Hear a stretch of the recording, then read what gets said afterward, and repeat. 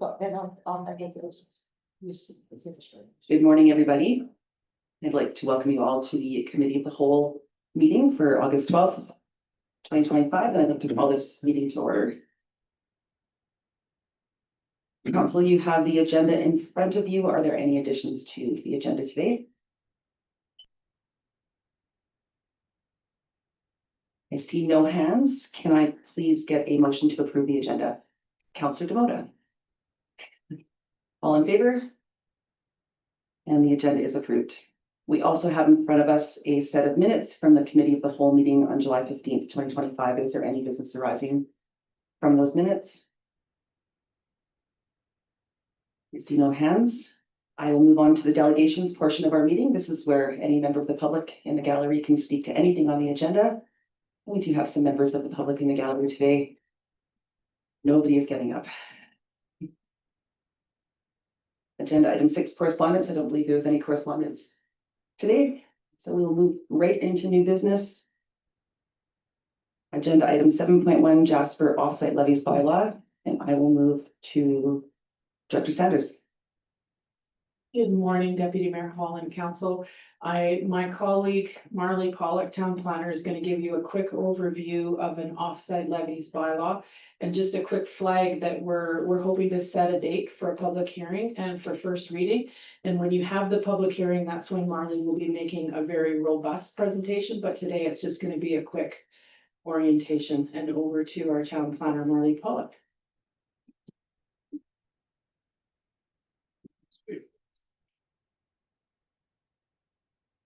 Just gonna wait for the presentation to go up on the screen there.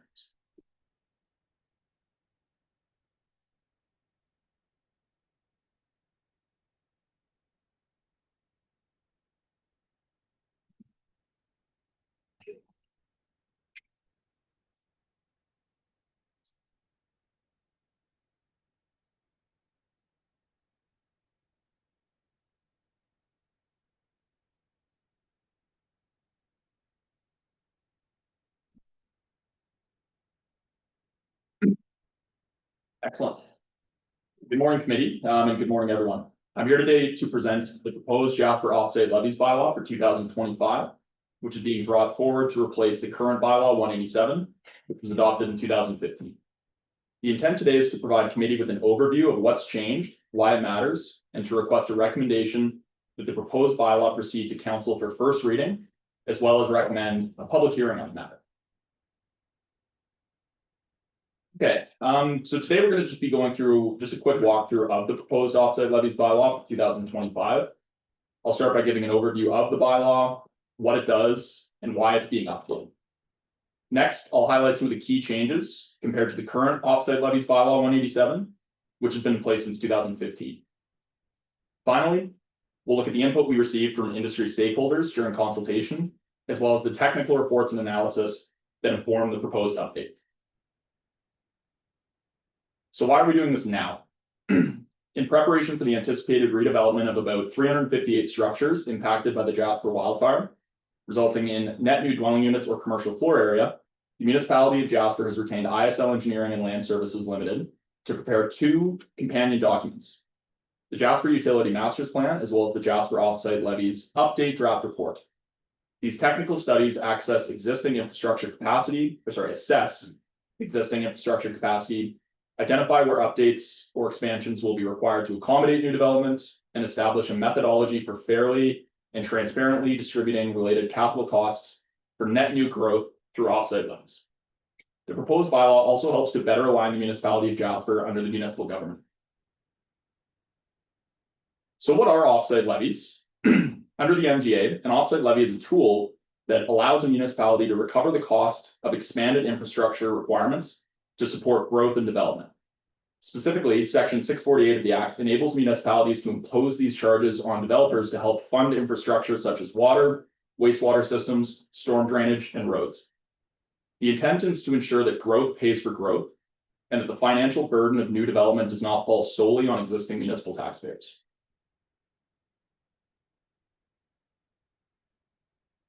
Okay, so there are a few important things to highlight about the newly proposed bylaw. First, we're looking to modernize how levies are calculated. instead of charging based on district-specific zoning or residential square feet, we're now looking at calculating the levies based on, for residential, the amount of net new dwelling units. And for non-residential, we're looking at doing it just purely based off gross floor area. This ties the change more directly to the actual scale of a project, which we believe is more fair and transparent approach. Second, we're introducing annual CPI adjustments as of March 1st of each year to help ensure that rates keep up with inflation. Third, this bylaw does not include any formal rebate programs for things such as on-site staff accommodation or green energy developments. However, the municipality of Jasper does remain committed to exploring alternative supports and incentives outside of the bylaw to continue encouraging these types of developments within our community.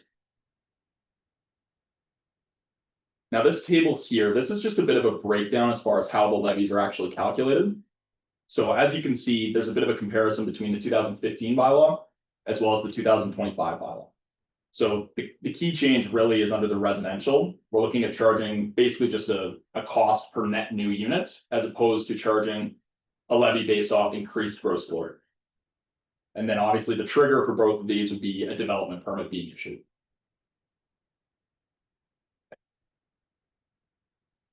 So what triggers a levy? This is a key point, especially for residents and businesses impacted by the wildfire and those considering rebuilds or redevelopment. Under the 2025 bylaw, only net new residential units would trigger a levy. So for example, if someone is rebuilding a home and the number of dwelling units, whether primary or ADU, accessory dwelling units, remains the same, no offsite levy will be charged. This ensures that like-for-like residential rebuilds are not penalized under the bylaw. Same principle applies to non-residential development. For example, if a commercial property is redeveloping or rebuilding to the same commercial floor area, they would not be subject to an offsite levy. Only non-residential projects that propose an increase in gross floor area will trigger an offsite levy. This decision reflects a deliberate effort to support post-wildfire recovery while still ensuring that significant net new growth contributes fairly to shared infrastructure costs. Okay, so this next slide is just when and how are levies paid. So again, the payment of an offsite levy is after the development permit has been issued, but before the building permit is released. And then refunds, obviously, if a project does not follow through. So let's say you were to get your building permit, but for whatever reason the build does not proceed, you would be entitled to a refund for the levy that you paid. And then under the 2015 bylaw, there is a note within the bylaw that it's supposed to be adjusted annually for CPI. Common practice has not been to do that. It has not been adjusted for CPI since 2015. The new bylaw 2025 does commit to annual CPI adjustments starting in 2026. So this is just basically a financial rate comparison. So this is really what you're going to be looking at as far as what payments would be looking like. So again, all of this data and these numbers are compiled from the reports we received from ISL Engineering. So you'll see the middle column in blue. What we look to do there is we actually went back and retroactively adjusted the 2015 rates for the Consumer Price Index, CPI, to give residents and leaseholders an understanding of what they actually would be paying if we had been adjusting the bylaw. So as you can see, the newly proposed 2025 bylaw, the unit, or basically the cost, will in fact go up. And then obviously the key change being that in residential, it is just net new units that will be getting a one-time levy per unit instead of per gross floor area. Okay. So now we'll touch a little bit on fund use and transparency. So pretty similar in these two bylaws, both the 2015 bylaw as well as the 2025 bylaws. They do require offsite levies to be held in reserve funds and used for specific infrastructure categories. The key improvement on the 2025 bylaw is that it now formally delegates authority to the CAO to administer and enforce the bylaw, including the management of levy funds, which is not explicitly stated in the 2015 bylaw. So it does add that layer of transparency. Engagement and consultation. So before we finalized this draft of the bylaw, we did conduct 2 engagement sessions with local builders, contractors, and industry professionals. One was held in person in Jasper, and the other one was held virtually. These were collaborative sessions co-hosted by municipal administration as well as ISL Engineering. We shared information, walked through the levy calculations, And importantly, we created a space for questions, comments, and feedback. That feedback's been really valuable, and we've used it to ensure this bylaw is both technically sound and practical for those who will be working with it on a regular basis. So the final slide I'll leave you with today would be the implementation. So obviously today we sit at Committee of the Whole on August 12th. We'd be looking at a first reading of the bylaw on the 19th of August, a formal public hearing and second reading of the bylaw on September 2nd. And then finally, September 16th, you would see third reading of the bylaw as well as bylaw adoption. So to sum it up, this bylaw really is just about fairness, clarity, and long-term sustainability for Jasper. It helps ensure that growth does pay for growth without putting undue pressure on existing taxpayers or municipal infrastructure. At this point, I'd be happy to take any questions or feedback from committee. Thank you very much, Mr. Pollock. Look to council for any questions. Councillor Devona. Thank you very much, Deputy Mayor Hall, and through you to Mr. Pollock. Well delivered, concise, and very articulate. Appreciate it. One of the things that kind of left me a little upset is that the fact that we didn't have CPI built into that already. So having said that, and recency bias, we've gone through a few things in our country, like such as tariffs. We've gone through pandemics, a pandemic where a lot of supply issues have come into place, and thus having an effect on costing. So is CPI enough? Should there be something written into the bylaw at minimum CPI increase, and factoring in that there might be other issues that we're going through at the time? Through you, Deputy Mayor Hall, to Councillor Devota, that precise strategy is worked into the bylaw. And just a quick reminder for committee that the recommendations before you are to recommend that council consider first reading, and then also a recommendation to set a date for a public hearing. So just a friendly reminder that the discussion and the debate about the bylaw will take place inside the container of the public hearing. So some gentle questions administration is comfortable responding to at this point in time. But again, a reminder that all of your discussion and your decision about the bylaw needs to take place inside the container of the public hearing that we're proposing to take place on September 2nd. So some comments and observations at this time will be helpful for us, but we'll respond most robustly during the public hearing. Thank you for that. Any other questions, comments from council? Or Mayor Ireland. Thank you, Deputy Mayor Hall. Based on that comment, Director Sanders, I hesitate a bit, but I've got some concerns, particularly around process. I'm just looking now for a couple of things I highlighted. There is a wealth of information that has been provided, but not all covered by Mr. Pollock's presentation, and in particular the SIL or SLI, the long report from the engineers. And there is an indication that the intent is to incorporate by reference a couple of documents into the bylaw. That includes the utility master plan and is it this other report? Is that what's getting fitting? And my concern is that council has had no opportunity to even formally receive those documents. And yet they become part of a proposed bylaw. I have some significant concerns regarding some of the statements, particularly in the engineer's report. And I would like to know when council might be able to have an opportunity to consider in what respect and to what extent it is prepared to accept that report. If we deal specifically with the bylaw and we have a public hearing on the bylaw, I fear that the report will be left to the wayside. And particularly with respect to a suggestion in the report that the municipality has a target population growth is just so troubling to me. I do not believe council has ever endorsed a population growth anywhere close or at all, but certainly not 3 to 4 times the current population. That I think our residents will be amazed to find that we have incorporated a document into a bylaw that suggests we have a population growth target. So when are we going to take time to deal with those issues? And if not today, I fear that they will get lost in the public hearing process that's focused on about. Deputy Mayor Hall through to Mayor Ireland. Point well taken on the documents.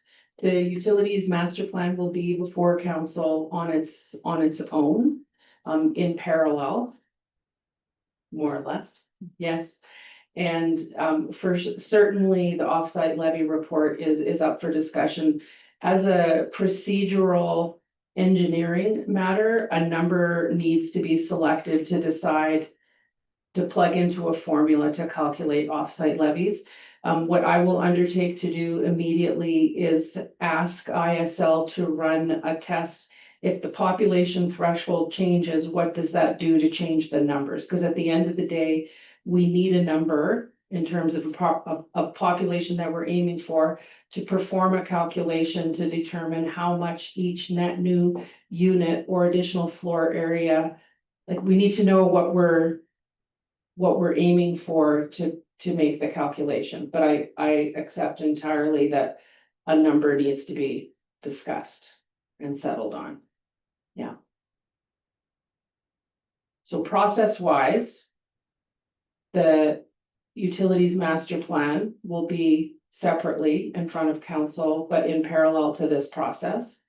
And the offsite levy report is in front of you alongside the bylaw, and we can discuss that.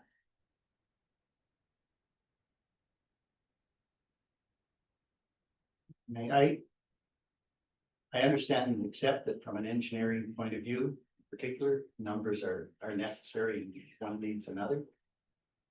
But the numbers that I read seem to take full potential build out with the new densification rules and translate that to maximum population size. If every residential unit could be densified to the extent allowed. And then express that as a target. That's the way I read it. But that, I think, undermines the repeated suggestions that have been made at this table that we are talking about gentle densification and that we are providing an opportunity primarily to address existing needs. So a shortfall of 600 odd units prior to the fire. And we don't expect them all to come back initially. People are going to be limited by their insurance. If they have guaranteed replacement cost insurance, they can replace what they had, not more. So they won't be incentivized necessarily to build more units, although some might. Others who will be facing challenges from underinsurance probably won't. And somewhere down the road, I think there would be a stabilization, particularly considering that we still have a commercial cap. So the numbers in that report just seem entirely fanciful to me. And yet I think they're frightening to me, and I expect other residents will be frightened. And I am most reluctant to proceed with a bylaw that forecasts financial need based on what is said to be a target number that I think does not reflect any target that the municipality has reasonably adopted.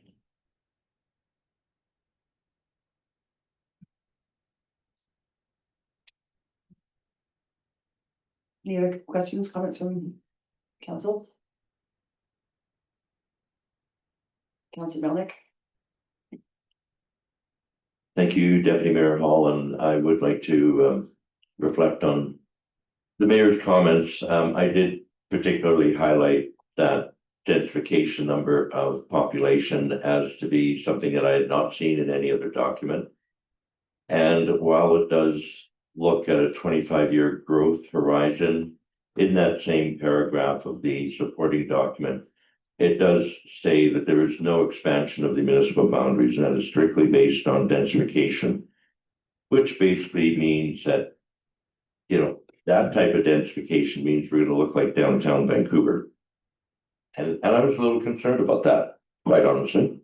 That was one of my concerns, that this supporting document for the bylaw did not reflect, I think, where council's heads are right now. One of the other things, opportunity to talk about the comparisons. Some of the comparisons for offsite levies did include cities of 1 million, 500,000, 300,000. And I would have thought that maybe the offsite levy comparison would be more like for like communities. And so there may be a strategy for that broad table, which was, I think I can give you the page number. It's irrelevant at this point, but the communities that were chosen were quite wide, diverse. And like I said, I wondered why the city of Calgary was in there when we're a community right now about 5,000 people to compare to a city of 1 million people. Through you, Deputy Mayor Hall, to Councillor Melnick. The range of communities that ISL compared to on table 2.2, there's a long list of communities that are large and small, and it's a large survey just to see how things compare, but includes Olds, Peace River, Penhold, so some smaller communities, and then also looking specifically in table 5.3.1 is specifically looking at Edson and Hinton, so in our direct range, so we can have a look and see how Levies and Jasper compare to other communities. And thank you for that. My concern was when you get an offsite levy of a city of 1 million and the upper range is $500,000 of offsite levy. I saw that someplace in one of the tables. That would tend to skew the offsite levy higher than maybe the communities that you mentioned, which are more closer to our particular situation, where communities maybe under 50,000 or 75,000 might be a more comparative than, like I say, a city of 1 million. Deputy Mayor Hall, I take the point that a larger city could have a different number. At the end of the day, when we look at the municipality of Jasper and what it costs to provide water and wastewater services to our community, the comparison to other communities does not shape what our number is. What's happening on the ground here is what shapes what our number is. The comparison is just simply to serve as a comparison to help us understand if somehow we're spending way less or way more on the infrastructure that we provide. And then also to look at, are we looking at the whole tax base to pay for additional infrastructure? Or are we looking at the principle of new development pays for the additional capital infrastructure costs that are directly tied to new development? So the comparison is simply a comparison, but it does not dictate what we do in any way or form. Thank you for that. Thank you, Dr. Saunders. Sanders, any other Director Donaldson? Thank you, Deputy Mayor Hall. I just want to address this because again, the Operations Department had commissioned the UMP report initially, and then the OSL was actually just a separate report, almost as an addendum to it, but I did want to address the population threshold that we're addressing here. So that number was actually identified by the engineering firm as at what point would there be significant cost increases, at what population threshold would there be? And so that was actually identified by ISL. I just went back and confirmed that. So I did want to identify that. There was nothing that administration had identified. However, if we were to hit that threshold, then there would be obviously much higher costs to attribute to the offsite levies.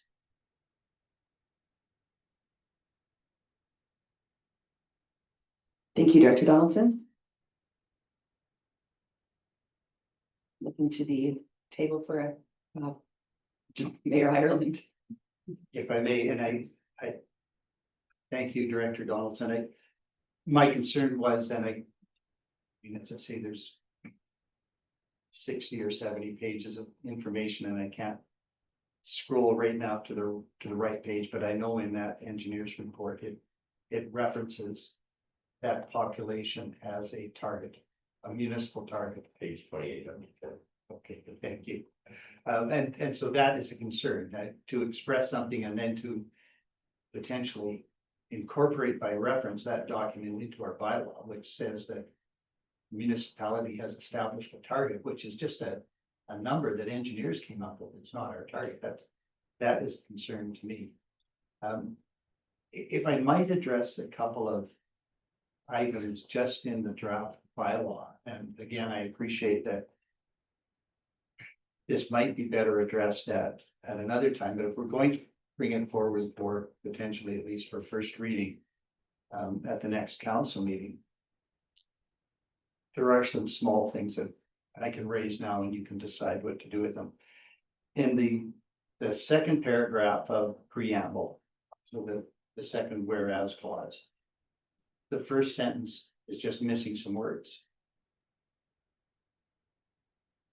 Wishes to establish off-site levies, new or expanded facilities, and to fund or something. There's some words that are missing there. And so I would just ask that before it comes back, somebody take a look at that so it makes grammatical sense. Councillor Demota raised the issue of CPI. We've often heard at this table that CPI is not very reflective of a municipal experience and that there is a municipal price index, because we don't buy eggs and bread, we buy fire trucks and pavement and stuff that is categorically different than CPI. So I wonder whether any thought has been put to whether we might have an MPI adjustment rather than a CPI adjustment to better reflect the true costs of operating a municipality.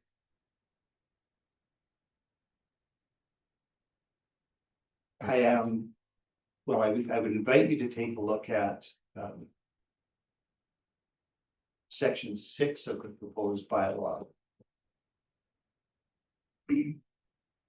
Particularly in light of, I think it's section 4. So we are, at least for the time being, in this still unique situation where Parks Canada is the land use authority.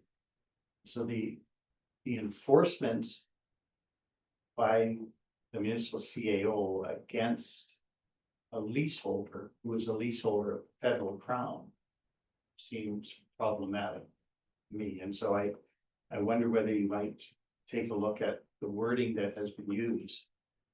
I can appreciate why you would want to enhance the bylaw with some enforcement capability, but because we will still, at least in the short term, have to request federal minister to collect the money or force the leaseholder to pay us. It seemed to me to be somewhat awkward.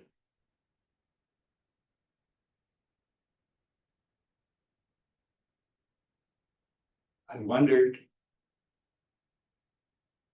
whether in terms of the cost allocation for sewer, whether the definition, and I think the definition is taken straight from the Municipal Government Act, but is it broad enough to cover the treatment of, or the disposal or transportation of sludge after the fact?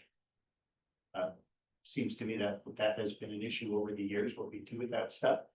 If we're going to find a way to help finance the full cost of the waste stream. Is that wording sufficient to cover that? And finally, I would like at some point to hear about the impact of the effective date. So section 10 says it will be effective on third reading. That, it seems to me, sets the stage for inequality within the community. There will be people who have already received development permits, who will be acting under the old legislation.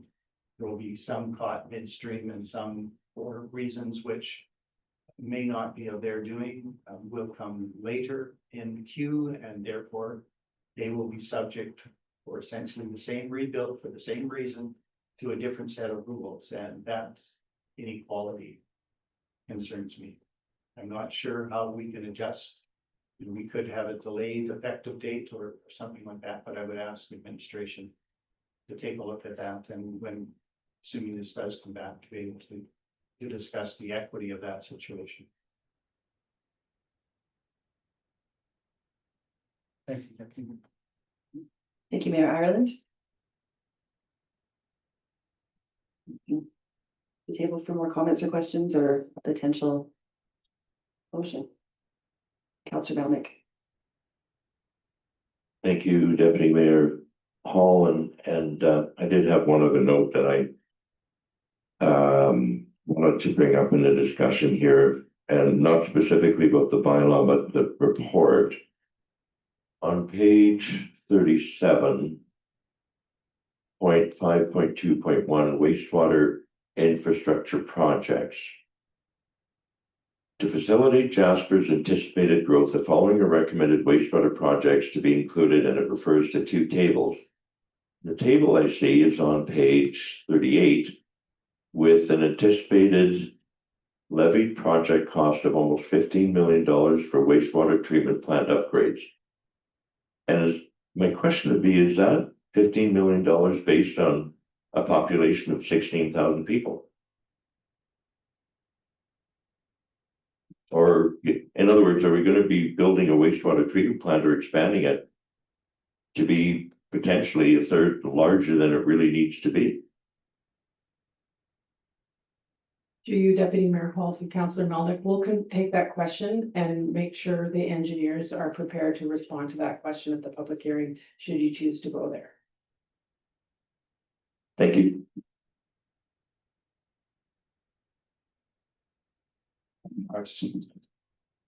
I just wish that, write that down, because I'd like to have some debate on that with you when the time comes. It's appropriate. That's really good insight. And yeah, I put some thought to that.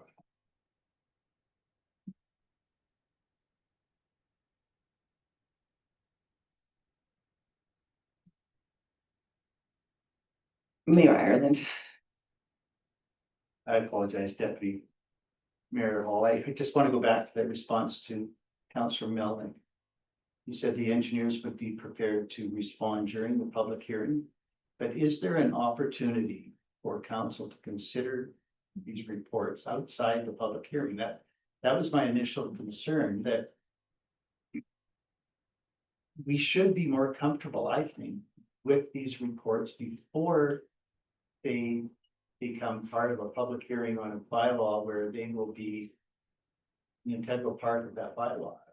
Council needs an opportunity, I think, to have a presentation outside of the public hearing. And so I had understood earlier that might come next week or at some time, but disconnected with the public hearing on the bylaw. Through you, Deputy Mayor Hall, to Mayor Ireland, we can certainly accommodate the reports appearing separately in front of council. And part of what we're juggling in terms of timing for the offsite levy bylaws, we have just enough time for you to conduct a hearing. And if you choose to adopt it, to give it third reading during this term of council, do not want that to appear as pressure. You're free to make any decisions that are suitable for you and your decision making at this time. There's a timeliness factor here so that the capital planning for the municipality is done in a fiscally responsible way. And at the same time, you need information to make decisions. So hear you loud and clear that having both of those reports in front of you for separate consideration is important. We can make that happen.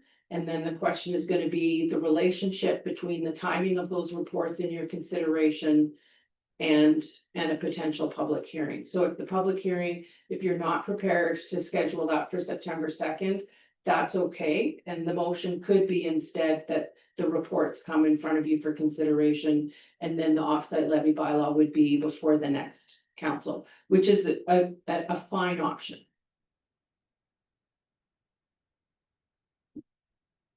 Mayor Ireland. If I might just give an example, and again, I appreciate that.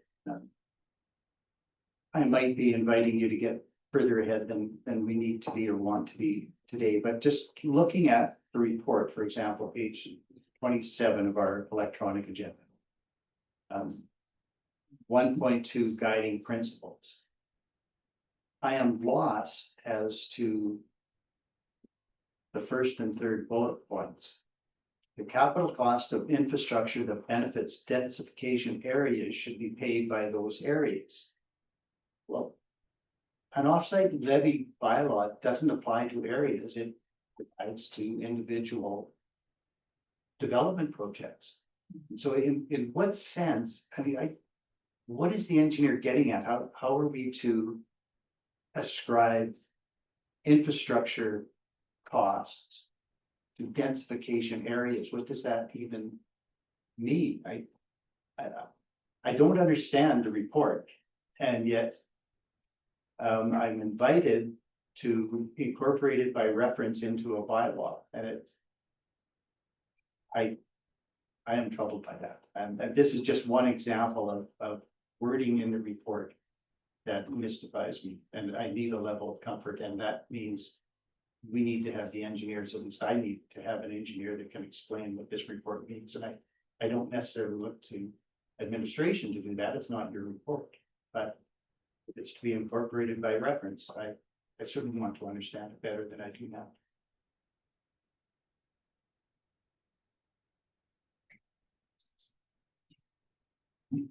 Director Nadon.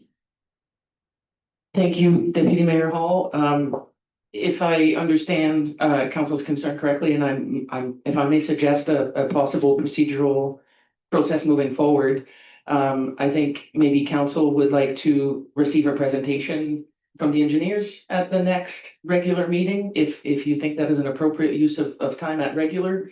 The reports could come back, you could have the engineers lined up and answer those questions, and that could be the first matter of business that you consider. And I would look for Mayor Ireland's help on what that motion looks like, and so committee recommend council receive the report at the next regular meeting, or, and that doesn't tie you to accept it, it just means you're gonna hear a presentation about it the next week.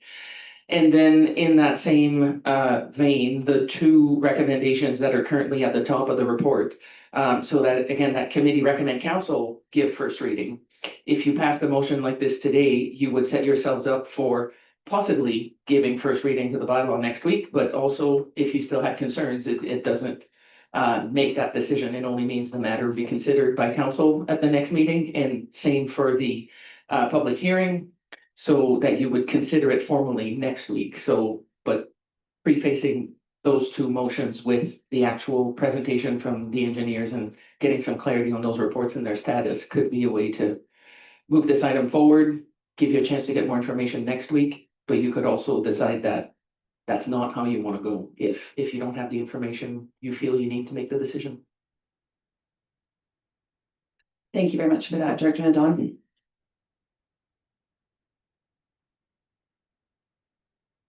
I am wondering if there is a motion out of that, or any other questions for administration from the table.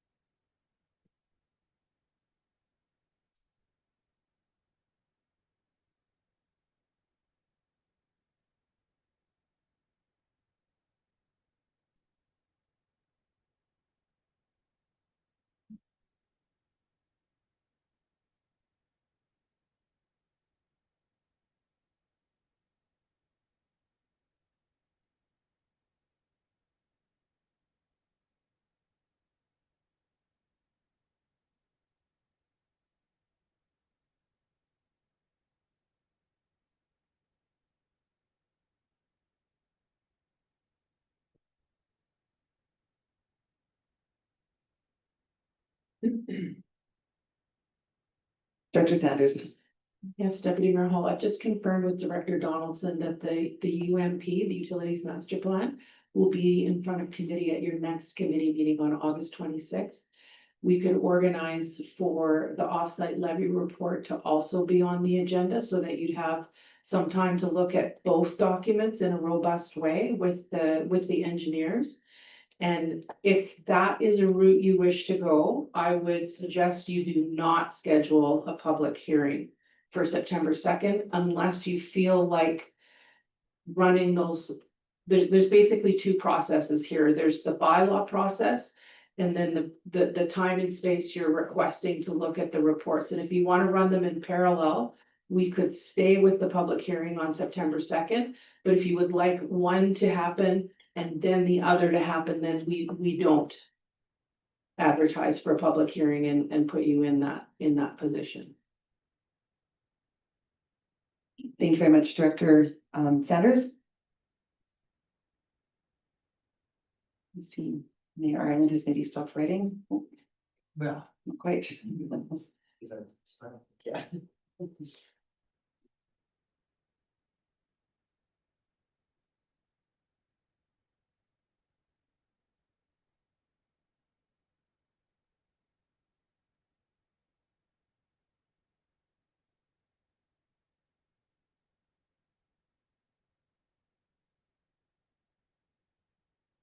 Councillor Melnick. Thank you, Deputy Mayor Hall. This is a procedural question, which I might ask Director Nadon and Director Saunders. If we initiate a first reading and a public hearing and a second reading and a third reading, does that all have to occur in the same term with the same councillors?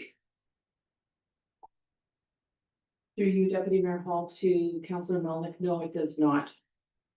Yeah, you can initiate a procedure or like first reading, second reading, and if after second reading with the municipality of Jasper, the bylaw needs to be circulated to Parks Canada for circulation, and that needs to happen before you can give third reading, but that could be another council. You could, yeah, you're not in a position to schedule a public hearing for the next council because you don't have your council dates set yet.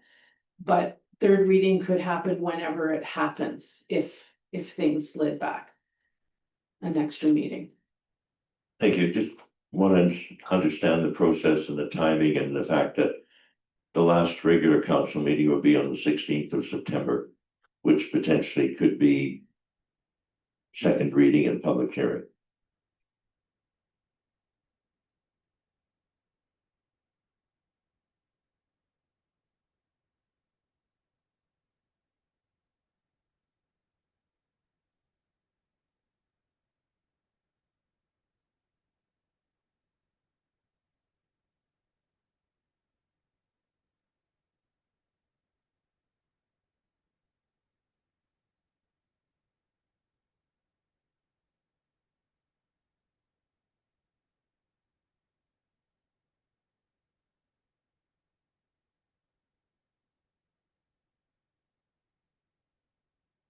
If I may, Director Sanders, could you reiterate what I think I heard you say was that we could conceivably direct administration to bring forward the ISL report at the next committee of whole, which is August 26th, in conjunction or at least at the same time as the utilities master plan. And if we were to do that, we should not schedule a public hearing for whatever the early date in September might be. Correct? That's what I heard you say earlier? Through you, Deputy Mayor Hall, and Mayor Ireland, remove the should. So it depends on how comfortable you are to run things in parallel, or if you would rather, okay, let me take a step back. So the utilities master plan is scheduled to be in front of you at the next committee meeting on August 26th. And the the offsite levy report can be there at the same time. So you can have that time to work through the reports, have time with the engineers to fully understand them. We had proposed the offsite levy bylaw public hearing be on September 2nd. So the processes overlap just a little bit, and it's really a question of what council's comfort is in doing so. So if you would like to review the reports and then schedule a public hearing, September 2nd is not going to work because we need 2 weeks to advertise. If you would like to review the reports and say, yeah, September 2nd, we'll do the public hearing and see how it goes, then those processes are running a little bit in parallel. Both of those are options that are procedurally okay. It's really a matter of what your comfort level is on running them a little closer together. So committee for the reports on August 26th.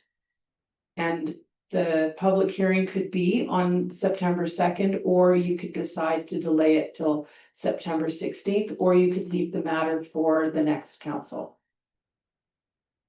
All three of those options are procedurally fine.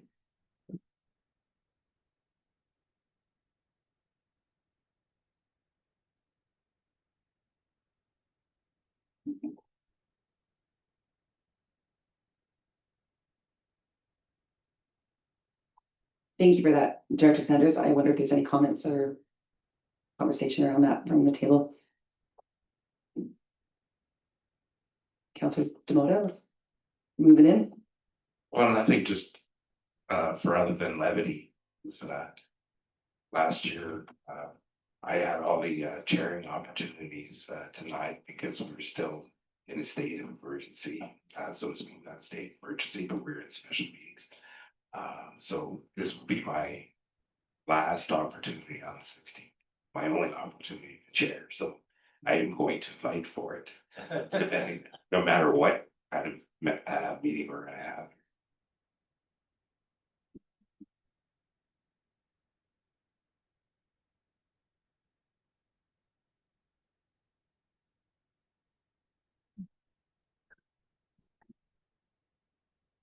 Mayor Ireland. Again, as Councillor Melnick did, I might look to Director Dedon for advice from officials. Is there a process, a recognized process to cancel or postpone a public hearing? So I'm thinking of a scenario we take an opportunity to attempt to run these issues in parallel to the extent we can, understanding that there is some administrative urgency to get to the end of the road this term. But if after the public meeting, pardon me, the committee meeting on the 26th, we are uncomfortable with any of the other documents, can we simply cancel or postpone a public hearing on the bylaw?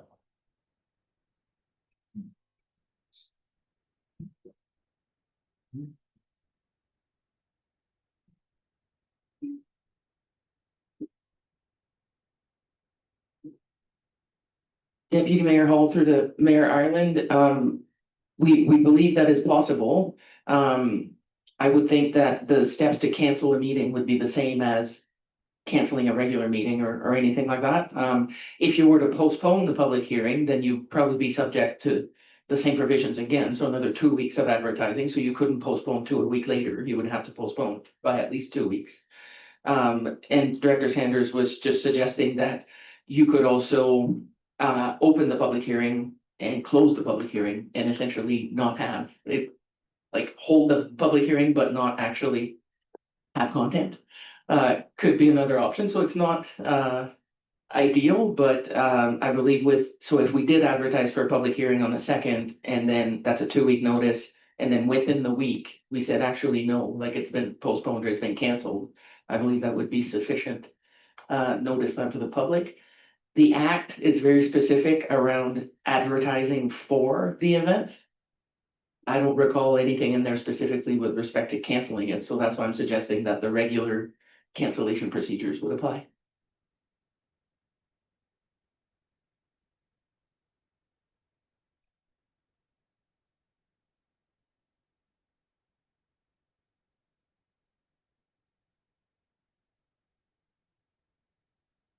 Thank you, Director Nadon. Mayor Ireland. Thank you, Deputy Mayor Hall. So I am prepared to make a motion to address at least part of the issue. And that motion would be that committee direct administration to include in the August 26th committee meeting a presentation from ISL regarding the report of whatever date it is. So contemporaneous with the presentation of the utility master plan at that committee call, both of those documents be presented for review by administration to committee of the whole. That wasn't the clearest motion. I apologize. You got it. I have intentionally, it's just speaking to the motion, I have intentionally left out the secondary question about the public hearing, but let's see first whether council agrees with my suggestions. I certainly want an opportunity to review both of those reports before they become part of the bylaw. But others may have other views, so that's the limit of my motion for now, is just to get that report before council as an independent report for council consideration sometime before we get to any public hearings on the bylaw. Thank you for your motion, Mayor Ireland. Look to the table for any debate on the motion. Councillor Melnick. Thank you, Deputy Mayor Hall, and I concur with the mayor. I think I'd like to see the utility master plan alongside the presentation from ISL with the opportunity to ask questions and see the correlation between the two documents. I think that's important for us moving forward because we're making a decision about a long-term future of the infrastructure in the community, and I think that's a prudent way to move forward. Thank you, Councillor Melnick. Is there any other debate on the motion? I see no hands. I will call the question. All in favor? And that motion passes. And we can move on to a potential other motion around public hearing, and I'm going to look to the table for a conversation around that or a motion.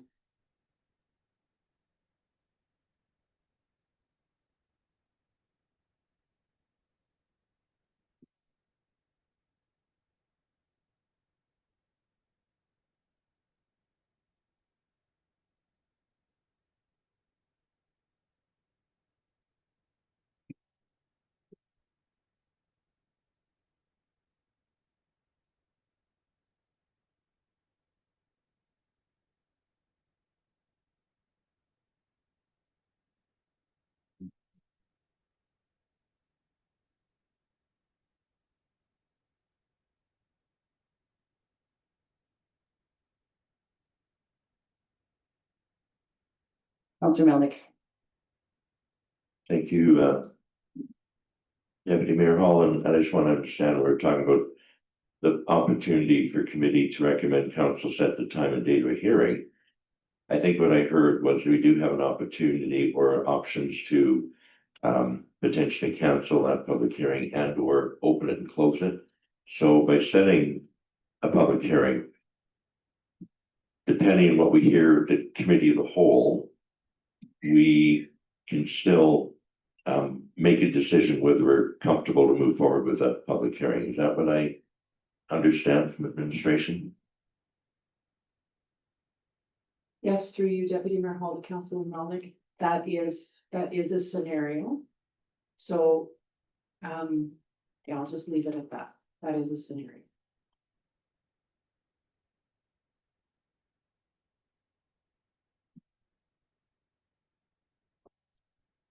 Thank you very much, Director Sanders. There is also another potential motion around first reading, and I wonder if that anybody around the table wants to make that motion or a conversation around that motion.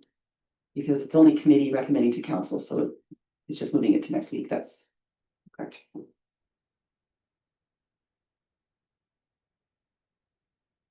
Councillor Melnick. Thank you. I guess my question was, are we putting the cart before the horse by setting a public hearing without reviewing the bylaw in the context of what we're going to learn on the next committee of the whole? And so that's why I'm hesitant to set a public hearing date at this point. Thank you, Councillor Melnick, and I do feel the same.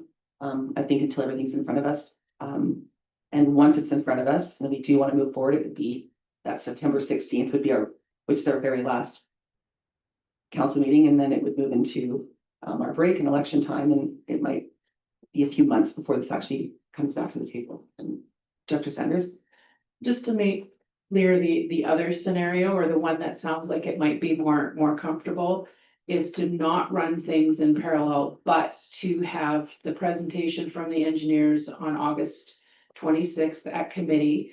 And that this RFD could also be after that item on the agenda, and you could decide at that time, we can adjust the RFD to reflect a different hearing date, etc. And then if you're comfortable at that time in proceeding, then you set a public hearing date. And then the soonest it could be, Deputy Mayor Hall, you're right, would be September 16th, and then the bylaw can proceed. But I'm hearing, administration is hearing you want to get more clear on what these reports are before you consider first reading. So this RFD could go to August 26th committee after you've heard from the engineers, and then you could decide at that point what you're most comfortable with in terms of how to proceed. Thank you very much for that, Director Sanders. So we could just leave things as we've left them right now and wait for the 26th to have all the information in front of us to move forward. Yeah, and administration will make sure things are in order on the 26th. Yeah. I look to the table to see if there's any other conversation around that, or if we are comfortable leaving it where we've left it. Mayor Ireland. Thank you, Deputy Mayor Hall. I really appreciate the suggestion from Director Sanders. I think though it might help just clarify the record if there was a motion that committee direct administration to return to the committee meeting on August 26th with the RFP for the RFD with respect to Jasper offsite levies bylaw 2025 as presented today and positioned on the agenda so as to be considered after the review of the utility master plan and report from ISL. Exactly what you said, but a motion from council to clarify the record.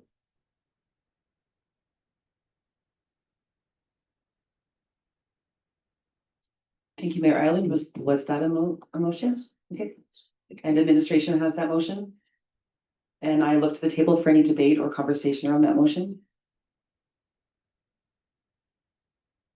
Everyone's clear? Okay, I will call the question. All in favor? And that is also carried. Mayor Ireland.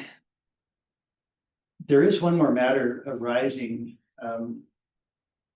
that we haven't discussed at all, and it could come back at a later date, but it's one that we might be able to deal with today, which is the third bullet point. So there is a suggestion of a policy for incentivizing. And, you know, I appreciate that this is all sequential, but I would be prepared myself to direct administration to start working on that policy, because if we do get to this bylaw, I understand the thought process behind the incentivization, but not being in the bylaw, being in a separate policy. And it seems to me that if staff has capacity to work on that, might as well start now. That can come back at a later time. Director Sanders? Yeah, thank you through you, Deputy Mayor Hall, to Mayor Ireland. That RFD will also be in front of committee on August 26th. As it turns out, it's being worked on right now.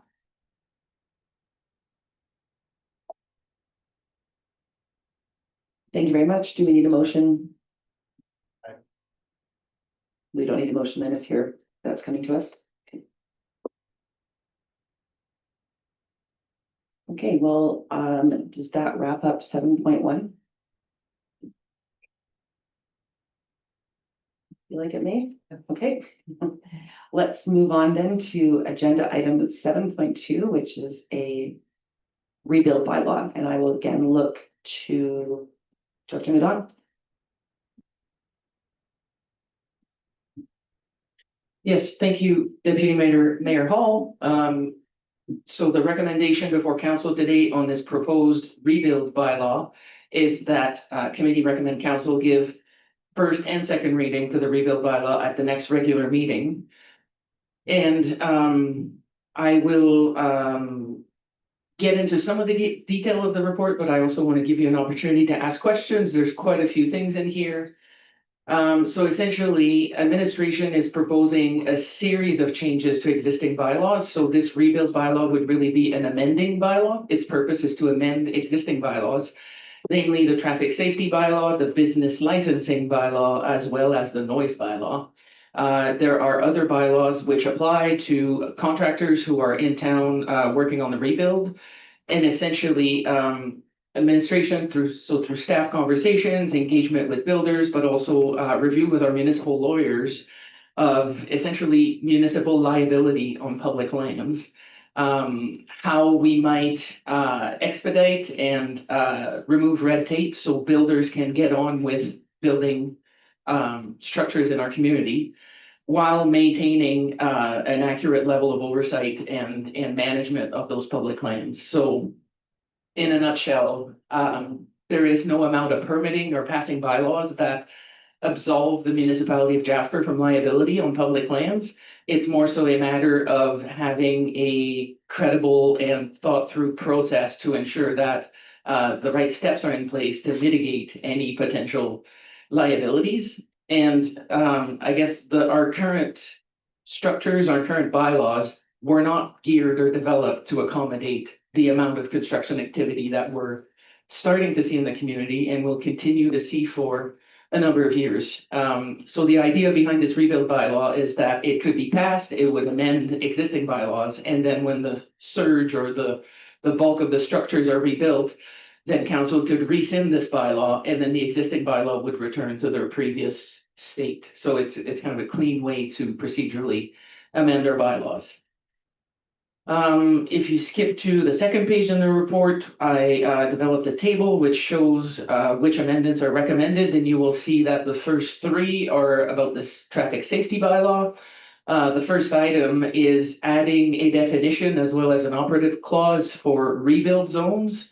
So essentially, in areas where there's a large number of properties that are destroyed, we are requesting that the CAO could have the authority to authorize temporary road closures and other permit conditions to facilitate the rebuild in those zones, considering that public access in specific areas is not required at this time. Some areas where there's a mix of properties, so properties still standing, but also properties destroyed, present a bit more of a challenge.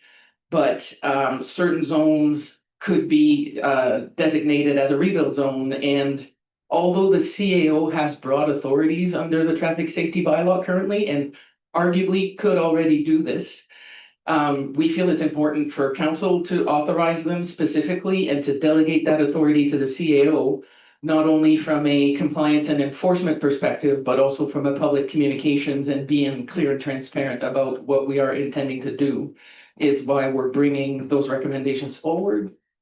The third item in the table also affects the traffic safety bylaw, and essentially here we are contemplating permitting unattached trailers in front of destroyed or damaged properties.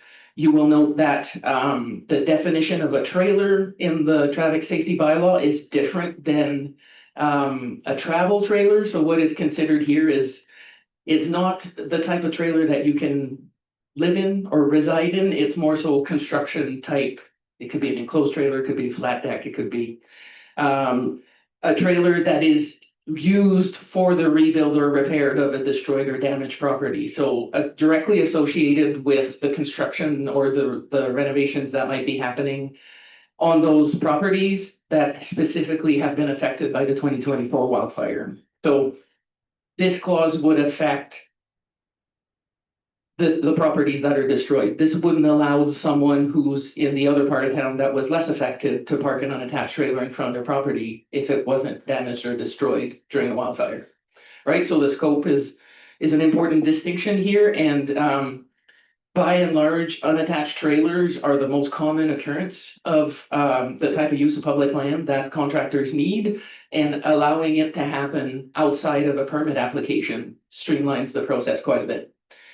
So that as subject to other provisions contained elsewhere in this bylaw, that means the trailer needs to be secure, it needs to have liability insurance, it needs to be safe for it to be left unattached.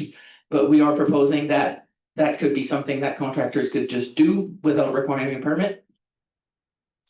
The other item in the traffic safety bylaw is to add over-dimensional, oversized vehicles to the list of prohibited vehicles. So we've identified a gap in our bylaw where vehicles that are overweight require a permit to come into town, but vehicles that are oversized and not necessarily overweight don't necessitate a permit, but there's some real practical issues with that in terms of making it fit or it actually getting through tight spaces where it might need to go. So that one is a bit more of a housekeeping item, but adding over-dimensional in that section as proposed in the bylaw would mean that they could be captured in the permitting permit, which is required in this circumstance.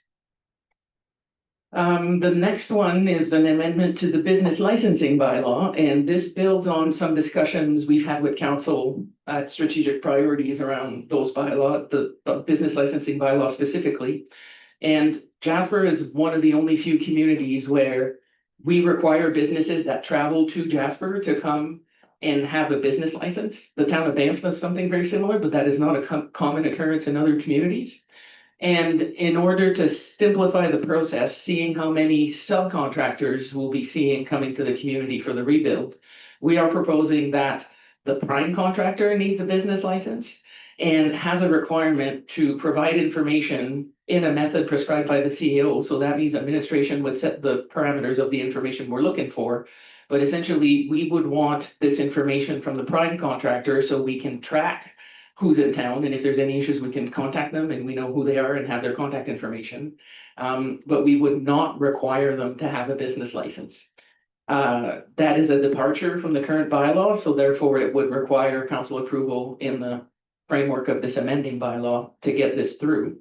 And in conversation with CAO Given, his recommendation and administration's recommendation is that this would apply townwide.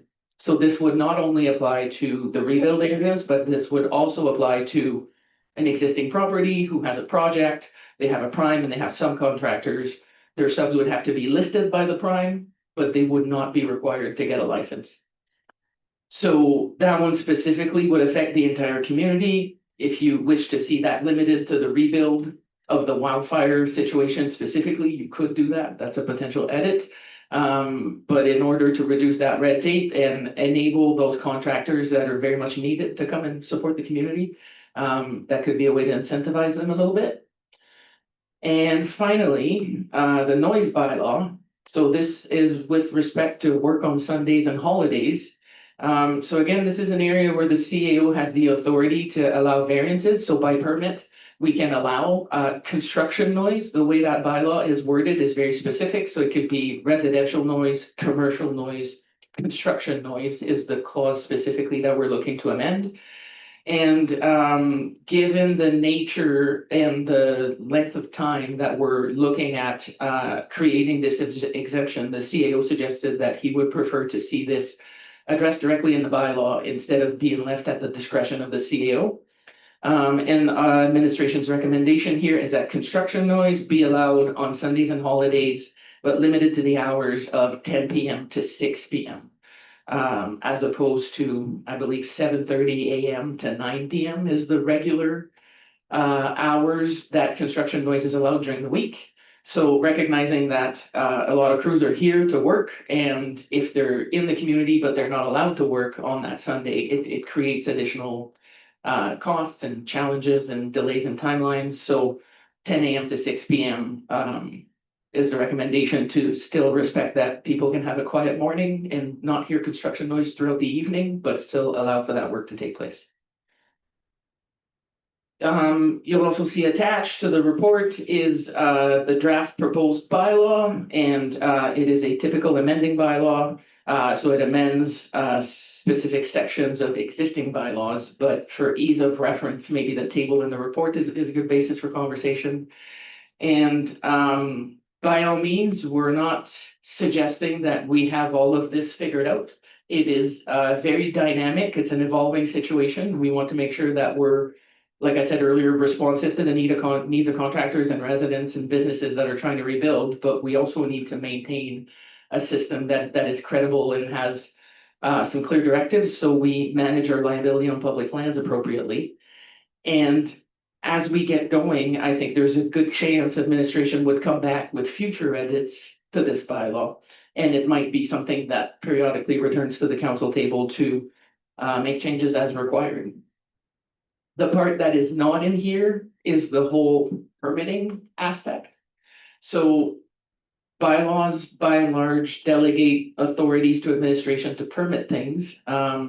And there's been a lot of work done internally. The Urban Design and Standards team is now handling permit applications. This used to be a function of the bylaw department, but we've successfully transitioned, and it's good because we need the additional resources to deal with the volume. And then bylaw can focus on enforcement more specifically. And that is the area where that direct connection with the builders and what does the permitting look like is very much in the administrative realm. So that's why you're not seeing a lot of detail about that here. But if you have any questions about it to help you understand the proposed changes, I'm happy to answer them. With that, I'm happy to take any questions. Thank you. Thank you very much, Director Nadon. I look to the table for questions or comments.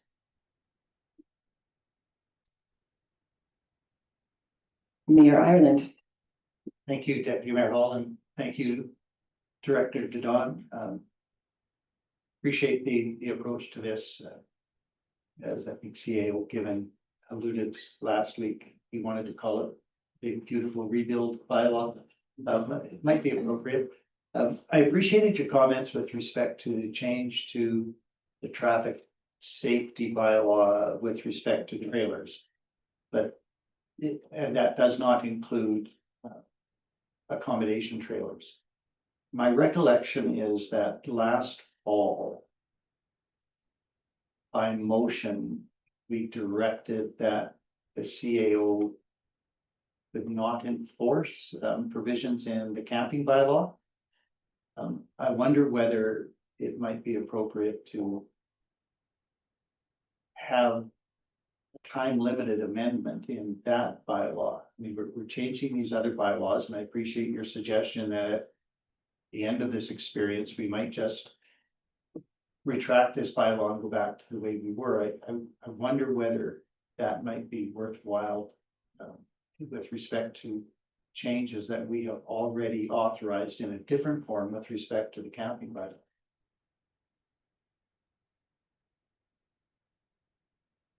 Deputy Mayor Hall, through to Mayor Ireland, I believe last fall, we took an interesting approach. We didn't have the time to amend the bylaw essentially, and we approached it from a service level perspective. And as the person who's responsible for the bylaw department, I'm not exactly looking forward to more directives in that format. It's a bit of a tenuous situation for us because the bylaw hasn't been amended. So if we were to issue a ticket based on a motion on a service level of enforcement is not exactly a clean relationship. But at the time, the intent was to allow overnight camping in an unattached trailer, essentially. So the unattached trailer being one part, and then for the purpose of overnight accommodation being a separate clause, not only in the camping bylaw, but there's also different clauses in this traffic safety bylaw that would need to be amended to make that happen.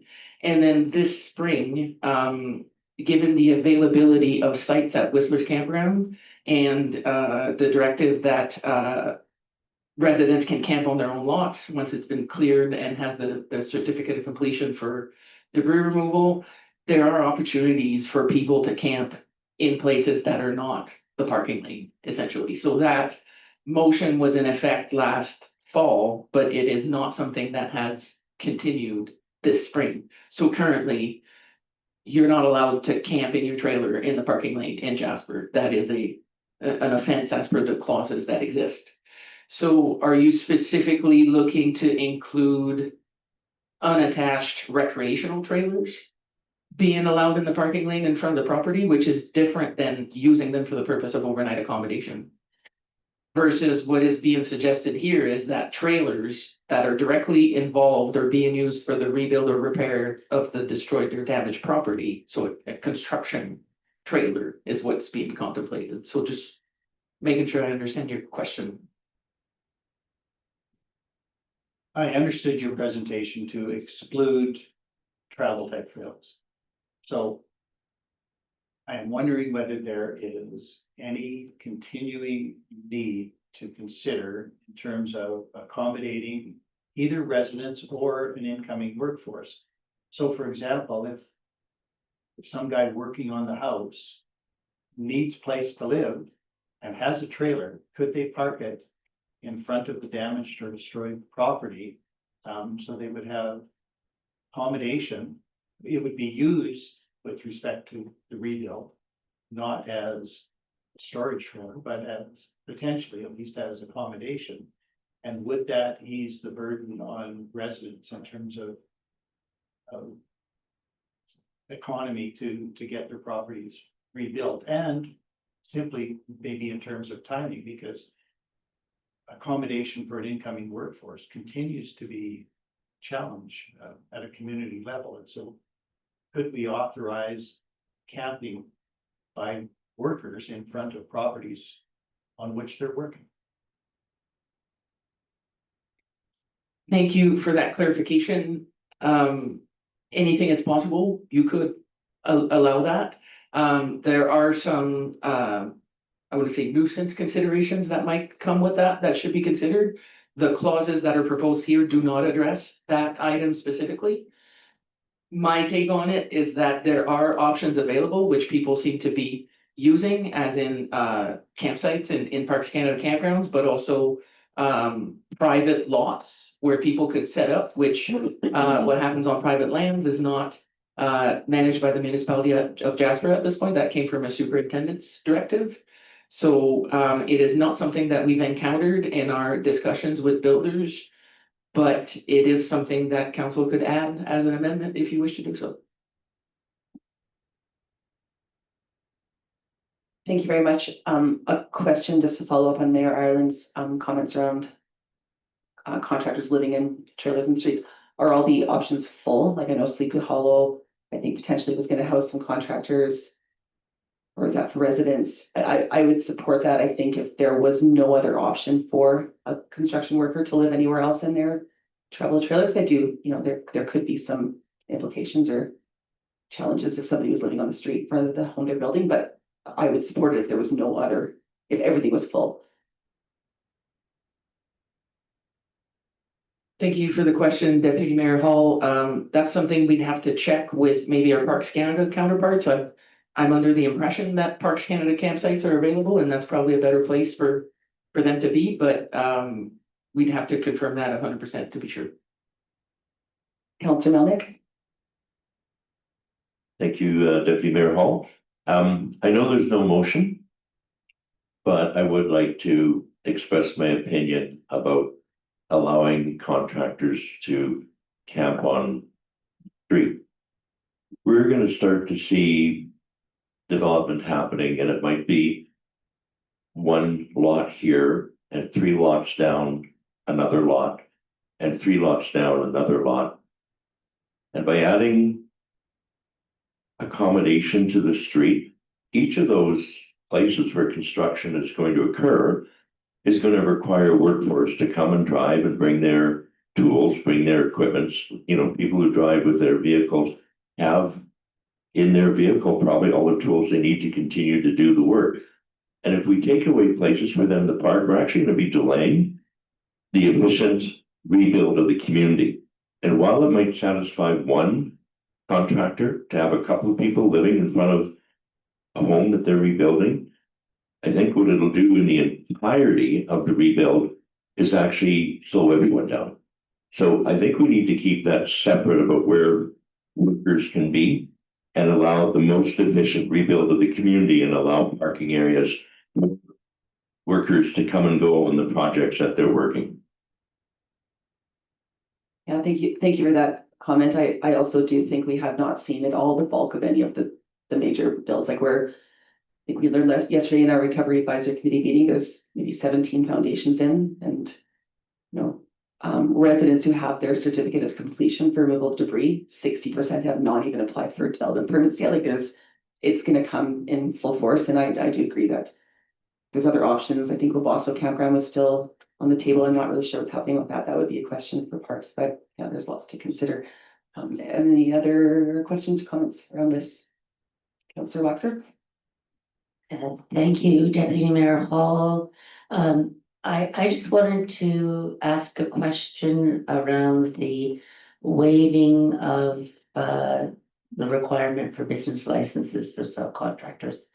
And I wondered, while there may be, some of the subcontractors may be temporary and coming in quickly, some of them may be here for a long period of time, and I had some concern around equity for other businesses that are required to have a business license. So I just wondered, I'm just expressing concern. I haven't given it deep thought yet, but I understand it's important to move forward and to reduce red tape, but I also had some concerns around the equity for those who are required to have a business.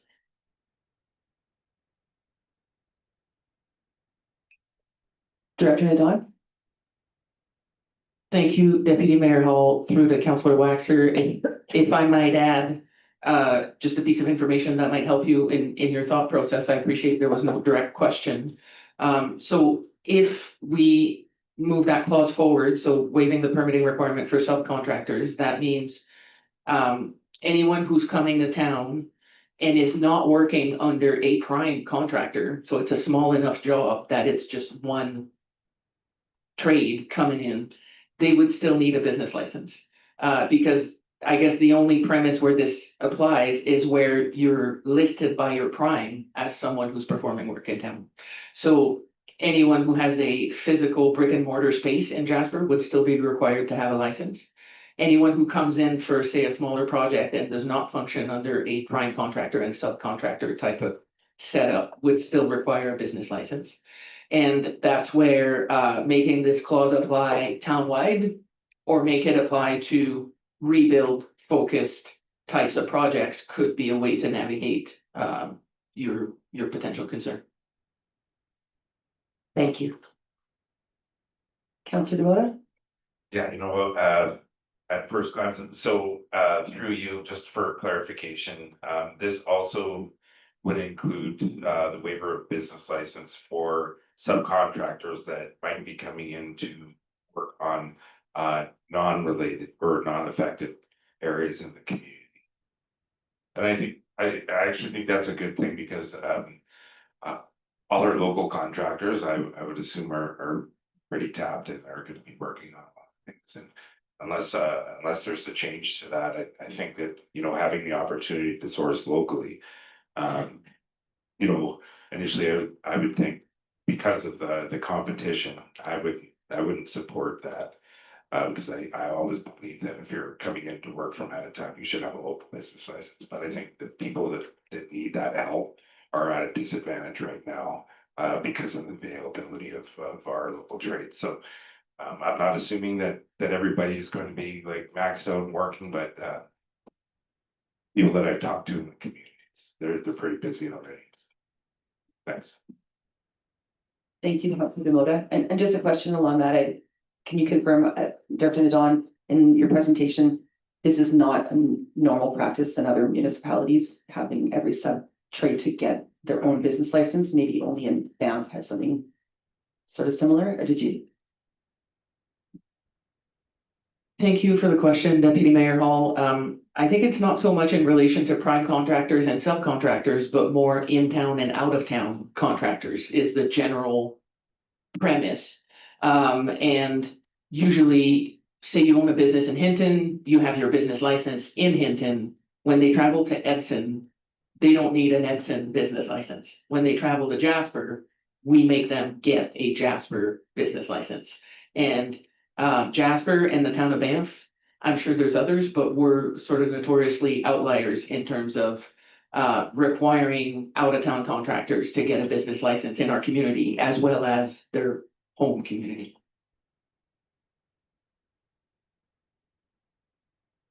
Thank you for that. And as long as they're listed under their prime, as long as the prime contractor lists them, then they have the insurance through the prime contractor would be insuring them essentially, is that?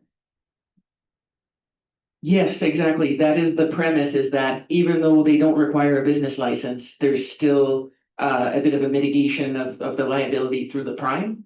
And if there were issues with the sub, then we could go to the prime and say, hey, your sub is not abiding by the rules or doing whatever, right? Versus, and that's why contractors that are working on a small job by themselves would still be required to apply for a business license. Thank you for the clarification. Are there any more questions or comments around the table for this request for decision? Mayor Ireland. Thank you, Deputy Mayor Paul. Just on that last point about insurance flowing through the prime to cover sub that doesn't have business license. Is administration satisfied that residents are not exposed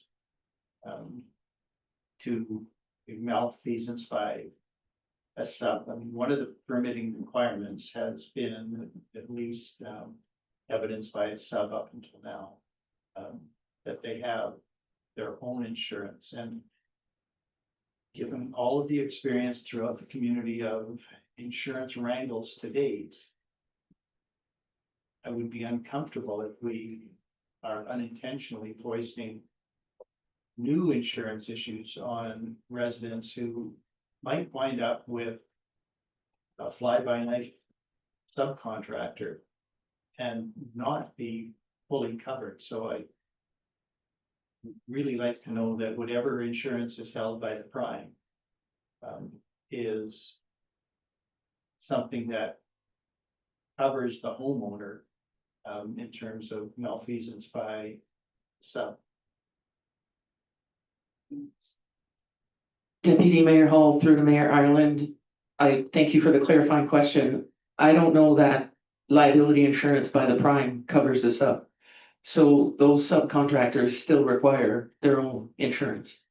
And licensing the prime contractor suggests that they will do their due diligence and ensure that the subs are covered adequately, but whether that's the case or not is a very good question.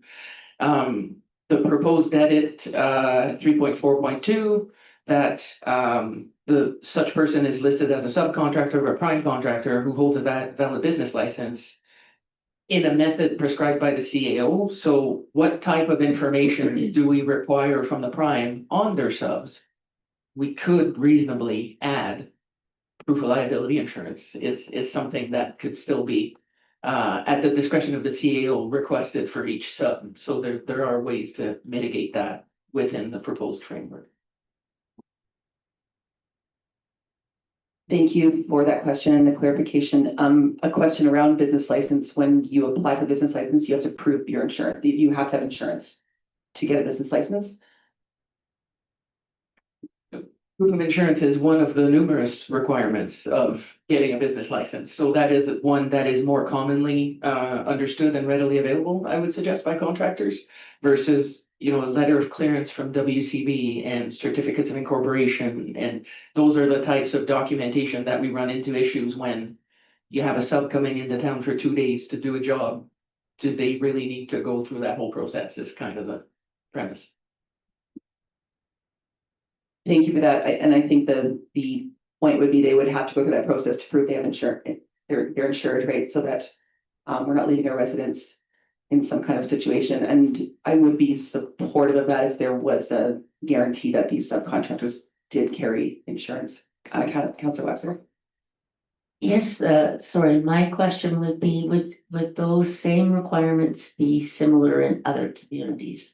So that, again, looking to protect residents to ensure that the subcontractors are in fact licensed and have all the requirements, because listening to the news, there were issues in other disaster areas where residents were serviced by people or businesses that were not legitimate. Deputy Mayor Hall, through to Councillor Waxer, this is a bit of a philosophical discussion around the purpose of the business licensing regime. I always quote a specific community in Alberta who does not do business licensing at all. You can operate in that community, have a business, go there to do business. There are no requirements. So the municipality is not legislatively obligated to run a business licensing process. And what is the purpose of our specific process is a good question. So by no means is the municipality liable to ensure that the contractors that are coming into town meet certain criteria, unless and until you have a business licensing bylaw, which we do, and then whatever is said in that bylaw, we must abide by. So it becomes a bit of a broader question.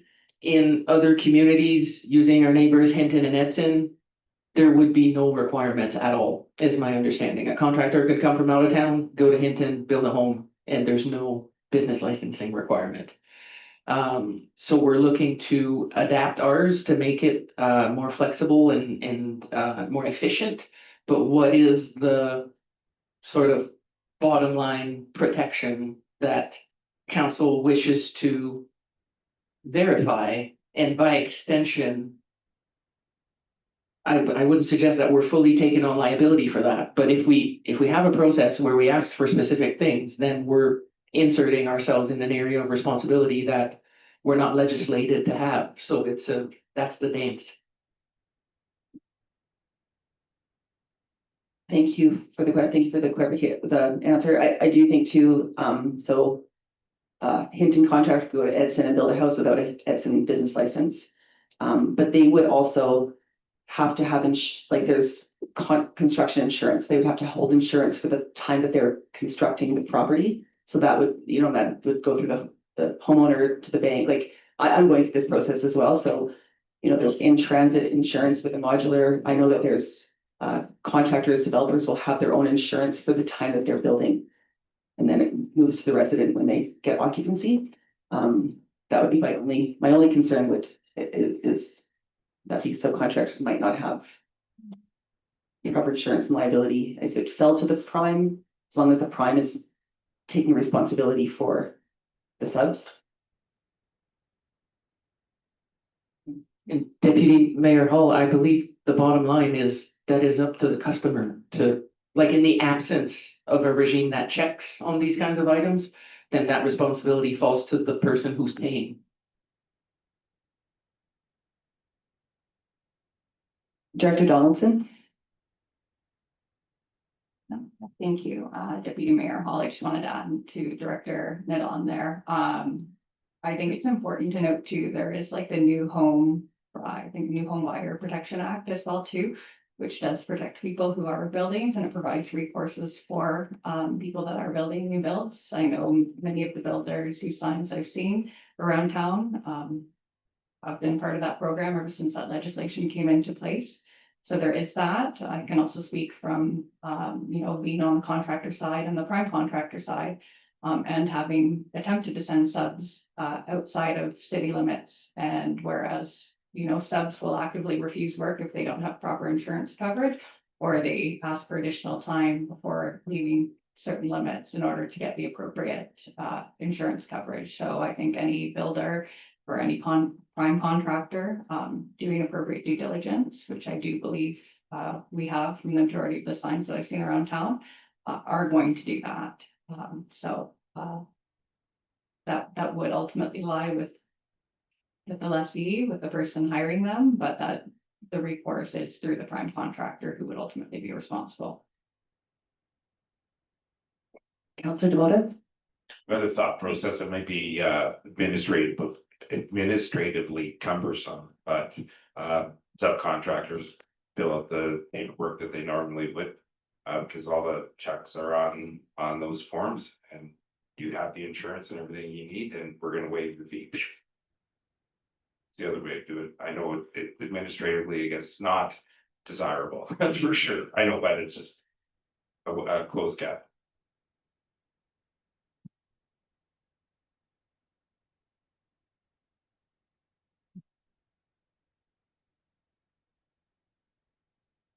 In the absence of, it seems like more questions, I'm wondering if there is a motion. Anybody would like to make?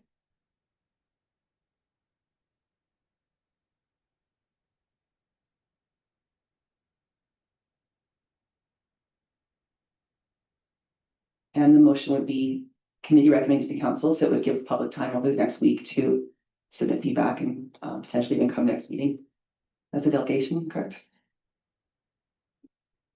Yes, Deputy Mayor Hall, so the recommendation is that committee recommend council give first and second reading to the rebuild bylaw at the next regular meeting. And like I said, this bylaw is bound to return to council in future iterations as we run into more challenges and need more changes.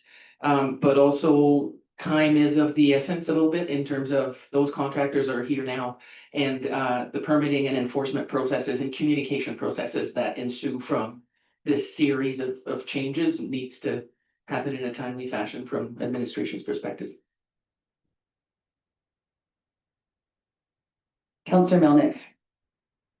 Thank you, Deputy Mayor Hall, and I would like to first say thank you very much for the in-depth explanation. The table, I think, in the request for decision did articulate quite succinctly what's being planned, and I think your last point about this may come back to us in the future to be revised as we find maybe there are some gaps. So I am prepared to make that motion that committee recommend council give first and second reading to the rebuild bylaw at the next regular meeting. Thank you very much, Councillor Melnick. Is there any debate or discussion on the motion around the table? I don't see any hands. And again, this is just committee recommended to council. So there's a whole week for contractors, developers to submit feedback around this, which I think would be helpful. And Councillor Melnick, do you wish to close? They're paying attention. Everyone's paying attention. All good. All good. Okay. I will call the question. All in favor? And that motion is carried. We are at 11:10. I think I'd like to call a brief recess of 10 minutes and return at 11:20.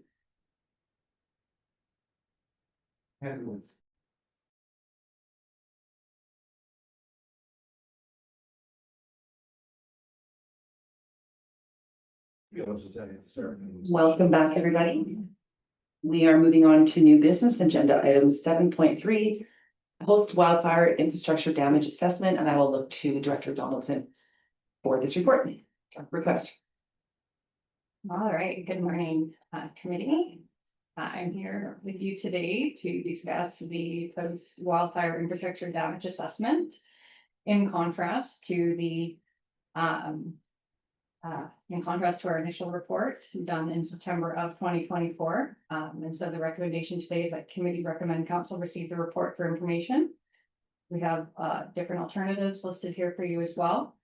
I want to provide you with some background and discussion information. So in the immediate aftermath of the 2024 wildfire, administration undertook comprehensive engineering assessment to determine the scope of damage to municipal infrastructure caused by both the fire and associated response activities.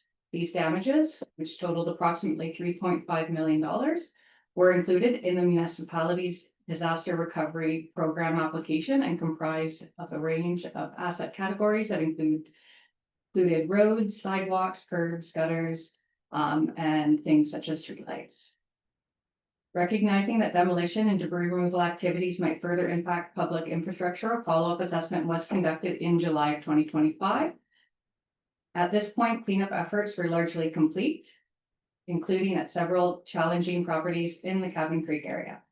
The WSP reassessment identified approximately $900,000 in additional damages, specifically to sidewalk, curbs, and gutters. As per Parks Canada's development permit condition 8, leaseholders are listed as being responsible for damage adjacent to municipal property. In many cases, however, such damage results from contractor activity. To assist leaseholders, the municipality encouraged recovery through contractor reimbursement or insurance claims and issued letters outlining the applicable process. The decision to prioritize prompt notification to leaseholders, particularly those facing significant estimated damages, was intended to enable timely claims before any insurance settlements were closed. This timing, while strategically motivated, coincided with a sensitive time in the community, and it did prompt public concern about the method and the pace of communication. To reduce burden on individual leaseholders and to ensure fairness, administration is also engaging directly with contractors and exploring consistent approaches to recovery. Any full-scale infrastructure repair will be delayed until post-rebuild to avoid new damage to newly repaired assets. So, for example, we are anticipating greater damage to occur during the construction process, likely in excess of $900,000. We are anticipating seeing greater damage during the rebuild than we did during the demolition process. At this time, I will take any questions, any concerns that council may have. Thank you very much, Director Donaldson. I look to the table for questions from my council colleagues.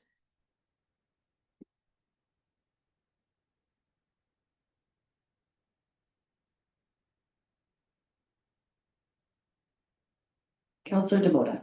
Yeah, just out of curiosity and speaking to some people who were affected by demolition damage. There have been some requests, I guess, by insurance companies to have photographic, and just wondering what the process is and how do the people get that from WSP or other? Yeah. I guess it'd be convinced. Yeah. Thank you, Deputy Mayor Hall, through to Councillor Demota there. Photographic evidence isn't typically industry standard for this type of process. While we do have it, the municipality actually went out and took pre and post photos. In addition to that, most contractors actually went out and took pre-construction photos. So those are available. Those would be directly available from individuals, contractors for that. However, the goal here ultimately is we are hoping to achieve direct results with continuing to work with contractors. The letters that were issued are essentially preparing lessees for worst case scenario. We just don't want them to be on the hook should things perhaps, go south or we don't reach an agreement directly with contractors. However, just with the way that certain discussions were going, and once we received the damage amounts, we felt the need to act quite quickly to ensure that they were able to issue an appropriate back charge there. But to answer your question, at this time, we aren't going to be providing photos. Not saying that we won't do it in the future, but we are going to have to go through section by section, block by block. It is quite a labor intensive process to determine what those final damages will be and what those assessments are at. It's not linear. It could involve certain things such as, there's a pre-existing portion of damage in which the municipality will eat that cost. And if there's a certain portion of damage that's related to contractor activity, then they're assigned that particular percentage or dollar amount. Thank you very much. I apologize for the repetition, but I just needed it to be crystal clear, the process and when speaking to some of the affected residents, I did try to explain that that wasn't a final bill and it was a worst case scenario. I use that term better. So thank you.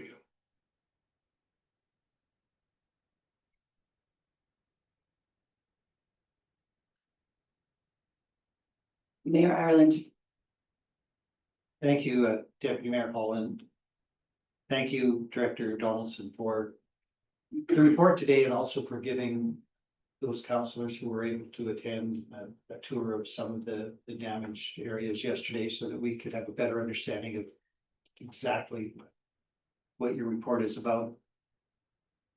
There is, or there was prior to the fire, some existing damage to curbs and to sidewalks, possibly to roads. I think that was not documented, but we can reasonably identify where a plow may have hit a curb, and that would be something that would be existing damage that is our responsibility. Then there was damage that was caused either by the fire or by equipment that was brought in to address the response to the fire. And that has now been, or that was documented last fall. That was the $3.5 million worth of damage. Now, subsequently, WSP has identified an additional $900,000 worth of damage that's resulted from debris removal. We're anticipating that with reconstruction, there could be more damage. Some of that damage may be to already damaged property, I expect. Is there a plan to apportion debris removal damage and construction removal damage to the same piece of property? I mean, how will that work? So right now, leaseholders have had notice that this is the extent of damage, and hopefully it can be recovered by the contractor who caused it or by the insurance company. But moving forward, if there is more damage to areas of already identified damage, is there a plan to apportion that somehow? Thank you, Deputy Mayor Hall, through to your worship there. So to your first point there, we actually do have a Sidewalk Canada report that was issued in September of 2023 prior to the fire, which went through the entire town site, and we have both GPS coordinates and photos of every sidewalk concern that was brought up by that particular company. That was utilized at that time to help us dictate which sidewalk repairs we were going to undertake. A lot of the ones that we didn't undertake at that time dealt with accessibility issues and or immediate concerns. So we do have that pre-fire. Again, that post-fire report let us know all of the damages that occurred as a result of the fire and firefighting activities. So those are submitted again to DRP. We won't have to do that. Now, to answer your question of how will it work with any new damage, we're likely going to continue to do assessments with WSP. With new construction, it's a bit more challenging. They typically are done in phases versus all at once. So it likely will be block by block. We are going to work on a proper procedure for that. We don't have that written yet. We do have an engineer working on that at this time, and it is actually in with WSP for review. And we will bring that forward for your information and feedback so that you have that. But yes, how we handled this particular new assessment is that any new damage was not actually attributed in this, or sorry, any previously existing damage was not attributed in this report. So it was only new damage that did not exist previous to the demolition activities. So we would be handling it the same way. more likely than not, again, with these contractors, they are going, unless it's like egregious damage, they're likely going to be assigned a portion, whether it's 50%, 75% of the panel cost replacement. It really depends on what that is.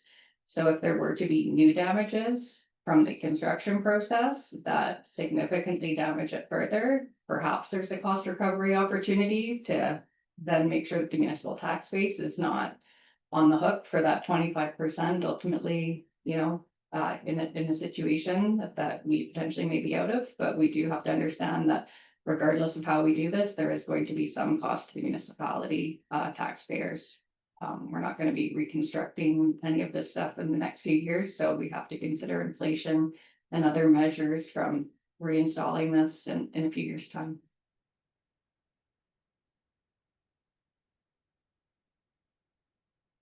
Relating back to the earlier discussion we had about permitting and waiving potentially permitting requirements. That got us into insurance. Is there any opportunity to protect damage to municipal assets by way of a bond placed by a general contractor? And so then whether it's the general contractor or a sub, if they damage municipal property during the course of construction, homeowner is protected because we can proceed on a bond or an indemnity clause or something like that. Yeah, thank you, Deputy Mayor, there through to your worship. That is what most municipalities do. And with not having permit issuing authority, that is where, or that's why we're in the situation right now. Earlier, I actually provided Marley with a whole bunch of examples that I look to. So City of Winnipeg has a great system that they have in place. Lots of other municipalities, counties, name it, that's standard process. So typically, depending on the construction activity being undertaken at that particular property, there's usually a set damage deposit or security deposit that's issued, and then there is an inspection following that scope of work. Another thing that we're doing, at least with, I think in line with what Director Nadon was speaking about earlier with some of the SPSU permits, is that we're placing certain restrictions. So things like garbage bins, the roll-off bins, we don't actually want them going onto the properties. We actually want them placed onto the roadways in front so that there isn't that opportunity for any damage to occur to any sidewalks or curbs there. So I do think we are taking that approach, but I would be thrilled if there was some type of permitting mechanism that we could have in place that had a bond or deposit type to it. Thank you for that. Councillor Melnick? Thank you, Deputy Mayor Hall, and through you to Director Donaldson. There have been, I believe, some payments already in anticipation of this damage. Can you explain, the money is not going into general revenues, it's going into reserve, I believe, specifically to be held for the repair of these assets in time when I think a majority of the building is done. Am I understanding that correctly? Yeah, thank you, Deputy Mayor, through to Councillor Melnick there. You are correct. They will be going into reserve for use at a future date there. Thank you. And again, moving into the construction phase, understanding that there may have been damage by the demolition, it's probably prudent on builders and homeowners to maybe be proactive in having photographs and talking with their contractor to ensure that they realize they would be liable for a future or any additional damage to municipal infrastructure. Yeah, thank you. I hate to see that just all this pressure is being put onto the lessees, and unfortunately, that's just the way that the permit conditions are written right now. And it ultimately holds them liable. I can speak to what administration is doing. We're providing education to builders. There's our builder's guide that Director Sanders' team there put out there. It's a fabulous resource. We have our industry bulletin that goes out every 2 weeks to builders. There's consistent engagement, our construction coordinator for recovery is out there liaising with those on the ground continually. And so I think we are taking appropriate steps when it comes to working with the individuals or entities that may be the ones actually conducting the damage or are at risk to do that.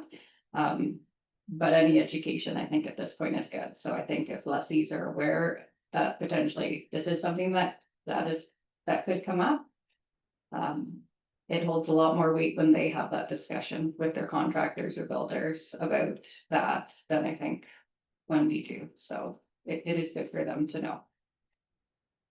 Thank you. Appreciate the explanation and understanding that the monies are going to be held in a reserve for us to eventually repair the infrastructure. Councillor Waxer. Thank you, Deputy Mayor Hall, and through you to Director Donaldson. It's a very well-written report, but the one area that I'm a little bit confused about is the steps that are required for the leaseholders. So they may not have known that there was damage to the sidewalk until they received the letter. And so prior to the letters being sent out, was there discussions with the municipality by the contractors first? And then when they were unsuccessful, it went to leaseholders, or is it just a standard process that it goes to the leaseholder and they then initiate discussions with their contractor, and if those fail, then they go to the insurance company? Thank you, Deputy Mayor Hall, through to you, Councillor Waxer. Great question. I have a few things I want to address there. So one, nothing about the process that we're undertaking right now is typical. We are in the situation, unfortunately, just due to how the permits were written and where it places the obligations. I think in any other situation, it would have held that contractor accountable for that damage. In terms of next steps, we're going to continue to work with the contractors. As of right now, we just want lessees to place a holdback if they're able to do that. Other than that, we are going to provide them with additional information, likely mid to end of next week. But at this time, we're not expecting any. It was not a bill. We are requesting payment, but we're going to provide next steps. And so we're hoping to work through that process with the different contractors and to seek payment for those damages and the appropriate amounts from them directly. And at that time, we would then notify the lessees that we have done so. That's the goal, considering the situation that we're in. But again, we just want them to be protected at this point in time. So if they can place that holdback on their contractor at this point in time, as they were directed, that would be all that we are asking of them at this point in time. Go ahead, Councillor Waxer.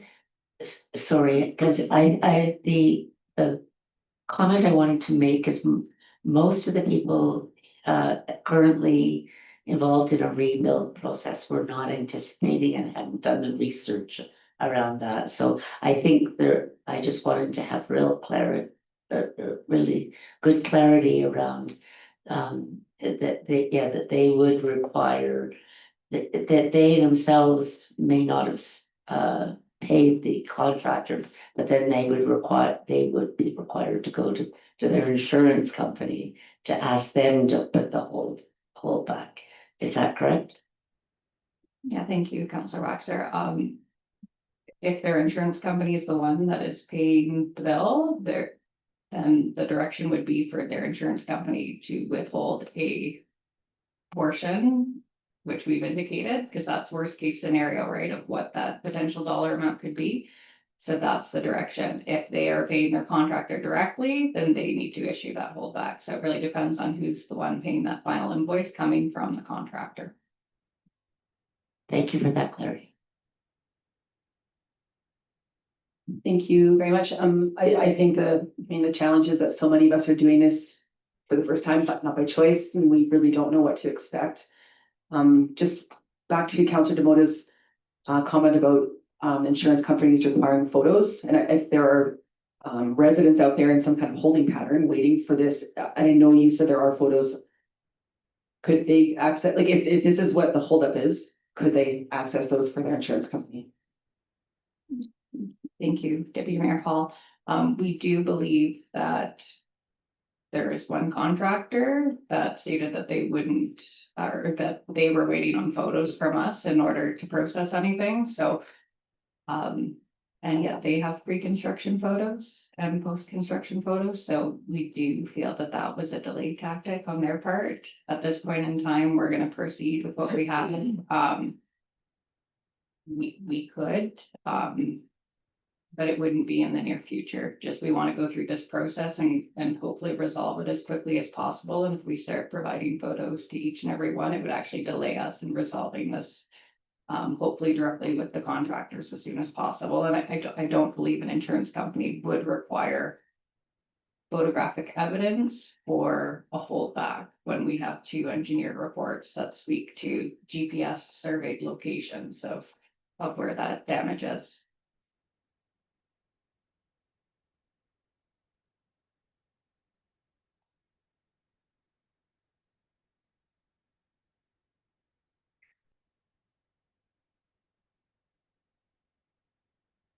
In the absence of other questions, I wonder if there is a motion. And the motion is committee recommend council, so my correct that will be back at us next week. And so at that time, anybody over the next week that has questions or wants to come next week as a delegation could speak to this or ask questions. Yeah, okay, yep. Mayor Ireland. Thank you, Deputy Mayor Hall, through you to Director Donaldson. I mean, it is, I think, perfectly evident from the request for decision, but just to make it a matter of clarity on the public record. You're presenting this information, but you're not asking council to do anything other than receive it as information. This is an ongoing process. Administration is dealing with it, you hope quickly, with a goal of protecting leaseholders and accumulating the funds to pay for the damage into a reserve account from contractors or insurance companies, but you're not requiring or requesting anything from council other than to receive this as information, which then becomes public information. Yeah, thank you, Deputy Mayor Hall, through to your worship there. That is correct. Thank you. With that, I'm prepared to make a motion that committee recommend council receive the report for information. Thank you for your motion, Mayor Ireland. I look to the table for any debate or comments on the motion. I see no hands, so I will call the question. All in favor? And that report is received or moved to council to receive. I will move on to new business item 7.4, health and safety policy, and I believe I'm going to pass it over to Director Nadon. Or Deputy Mayor Hall, we have our HR manager, Bylaw Hale, is here today and will present this report. excellent. Well, it's nice to meet you in person. Ms. Hale, if you yeah, go ahead. Thank you, Council. So this report, actually the background to this is the policy had been brought forward to the June 24th, 2025 meeting. And committee had passed a motion that committee direct administration to revise the policy and return to a future meeting. So this presentation is to bring forward the revised policy based on the feedback administration had received. And so we do have 2 recommendations that committee recommend council approve policy E109 health and safety as presented, as well as that committee recommend council approve to rescind policy E009, which is the 2012 health and safety policy. And so through the feedback we received from council in that June 24th meeting, we have gone through and made some updates, clarified that we are only using the phrase work site rather than workplace or work site. We've clarified policies.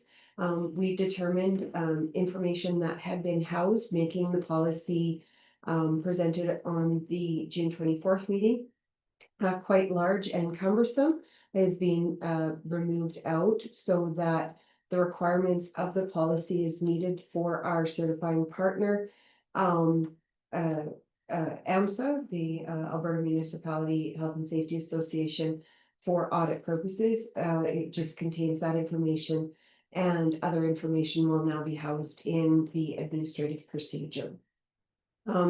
This really does focus on, as previous, the inclusion of both psychological and social well-being, which were new legislative requirements brought in by the Alberta, the changes to the Alberta Occupational Health and Safety Act and Code. And I think at that point, I will open it up to any questions or requests for clarification on the updated policy. Thank you very much, Ms. Hill, for your presentation. I'll look to the table for any questions.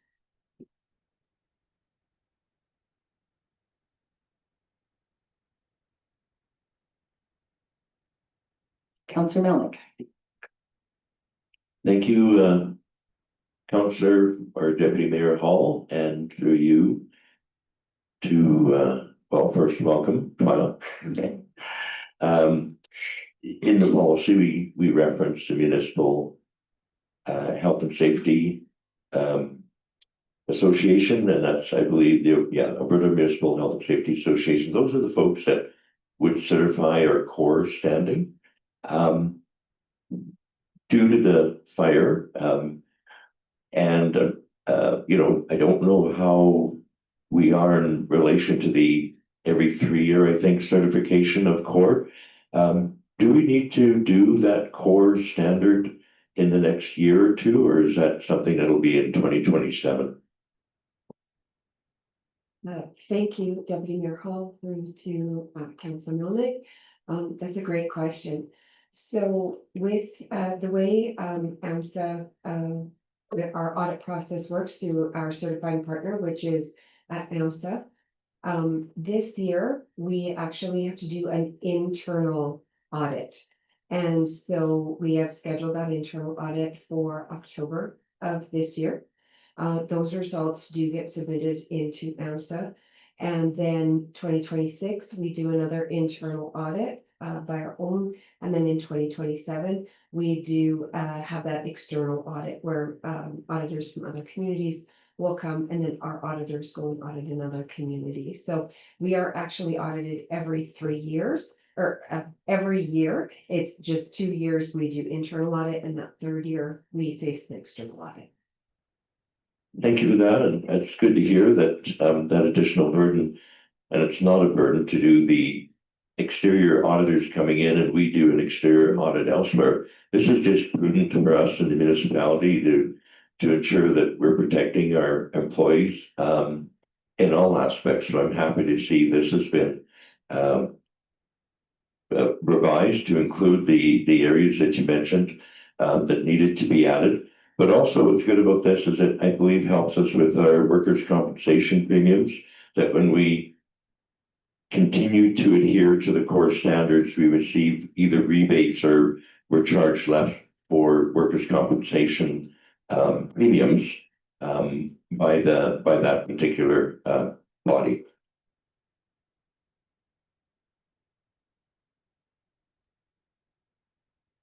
Just a confirmation that our workers' compensation premiums, by adhering to core and maintaining our processes, we actually do see savings year over year with workers' compensation premiums. Thank you for the clarification on that question. Deputy Mayor Hall, through to Councillor Melnick. Yes, because we are certified through CORE, We are able to participate in the Partnership for Injury Reduction. There is an industry standard rate that is set for municipalities, excuse me. And so we are charged that rate, and then because of our participation through core and our certification, we do receive a rebate on our workers' compensation premium. Thank you.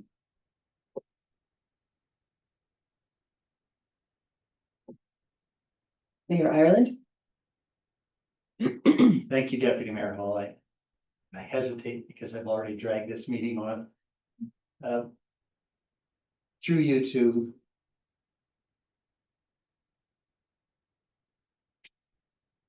Sorry. Yeah. Sorry, I'm not sure where I'm gonna begin. I'm concerned about potential overreach in this, and I'm not sure that I raised it back in June. The policy indicates that we're promoting a safe, healthy, and respectful environment. I certainly agree with that. It says we're protecting the physical, psychological, and social well-being of workers and stakeholders. And later it talks about the general public. Under scope, the municipality requires the general public to adhere to Alberta Occupational Health and Safety Act regulations, and I can't quite conceive how the municipality can require that. I mean, we can have policies requiring or at least promoting respect. But what is the message we're giving to the public that we are somehow obligated to protect them, including against disrespect? So for example, if something happens at Centennial Park, it's a municipal facility. Maybe it's a work site. It's a work site, according to definition, where a worker is or is likely to be engaged in an occupation. But during a baseball game, we don't anticipate any workers to be there, so it's not a work site. And yet, in a very general sense, we have signaled to the general public that we will protect them against disrespectful behavior. And I'm not sure how we propose to do that. Thank you, Deputy Mayor Hall, through to Mayor Ireland. That is a great question. This is where the words reasonably practicable come into play, because we are doing our best to protect. But in a facing the practical realities of each individual work site. So when we're seeing posters such as this is a respectful workplace, people will be escorted, maybe escorted off, or a phone call may be concluded if there's abusive language or profanities, those types of things. That's where we are protecting. It's also in a forum such as this. So we encourage respectful debate and reason. However, there is an opportunity if someone is behaving in a less than respectful manner, or threatening physical violence, those types of things, that this policy does allow that to be addressed through reasonably practicable means. It could be in the case of Centennial Park, having signage up stating no littering, stating, no smoking by doors or entrances, or needing to put your cigarettes out in I'm not sure what it's called, like in a proper manner. And it can be, in hockey arenas, we're now seeing, which are municipal facilities, we're now seeing that, profanity and disrespect will not be tolerated. So there is, we do post up the policy for the public to read, and that is actually encased in the legislation. But it's not that we can address every situation, it's putting in what are reasonable measures to address types of situations on municipal owned facility. Did I answer the question or? I believe so, yes, and I thank you for that. Guess at the end of it, is there any legal or industry definition of what is reasonably practical? Particularly, I'm thinking of sports fields, and I'm not sure that we have signage. I haven't noticed it if we do, that says this is a respectful, or at least our respect and dignity policy applies here. So to meet the reasonably practical standard, are we now required to post signage at all public areas that respectful behavior, lack of profanity, other things, is expected and can be enforced? And so then there is a cost in terms of getting the signage, but also just identifying those places where that might be appropriate. So I'm just wondering if there is a definition of what is reasonable, other than the man on the platinum on loose. Thank you for the question, Deputy Mayor, through to Mayor Ireland. While there is not a definition ensconced in the legislation through occupational health and safety that I've been able to find, it is a recognized standard that has been established, which does allow for various organizations, municipalities, to make that determination on their own. So what might be reasonably practicable for the city of Calgary may not be reasonable for the municipality of Jasper. And so the framing of reasonably practicable allows the municipality of Jasper to consider things such as the cost, the time to implement something, or the effort required to address the hazard. So because there is a recognition that not every industry or every municipality or every city has the same resources, it kind of gives us that opportunity to say, is the juice worth the squeeze? And what's going to work for us? Thank you.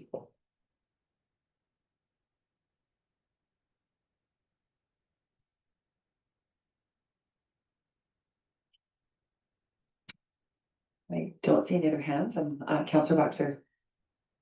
This is just a general comment, but just that it's very nice to see that society has moved forward to now consider emotional and social well-being. And I think that it's not only here, but in the province and probably across the country. It's that's an enormous step forward.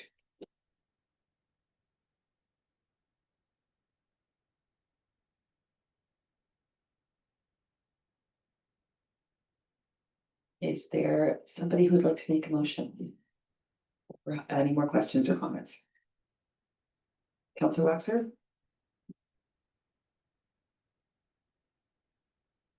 I'll make the motion that committee recommend council approve policy E-109, health and safety as presented.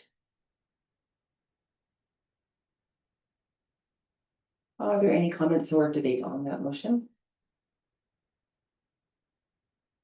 I will call the question. All in favor?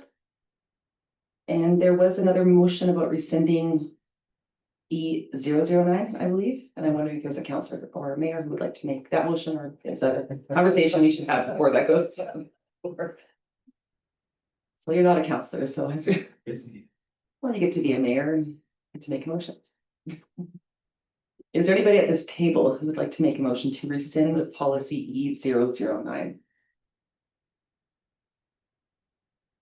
Came to us at the very beginning of this. Yep. As the chair, I was absolutely paying attention and writing everything down. E009. I believe that was the previous policy. Mayor Ireland. Having been identified as someone who might make a motion, I will make a motion that committee recommend council rescind, is that the right word for bylaw? Policy 009, health and safety. Great. And is there any debate or conversation around that motion? And I see no hands. I will call a question. All in favor? And thank you very much. That takes us out of new business into agenda item 8, which is our motion action list. I might look to Director Nadon to speak to that. Thank you.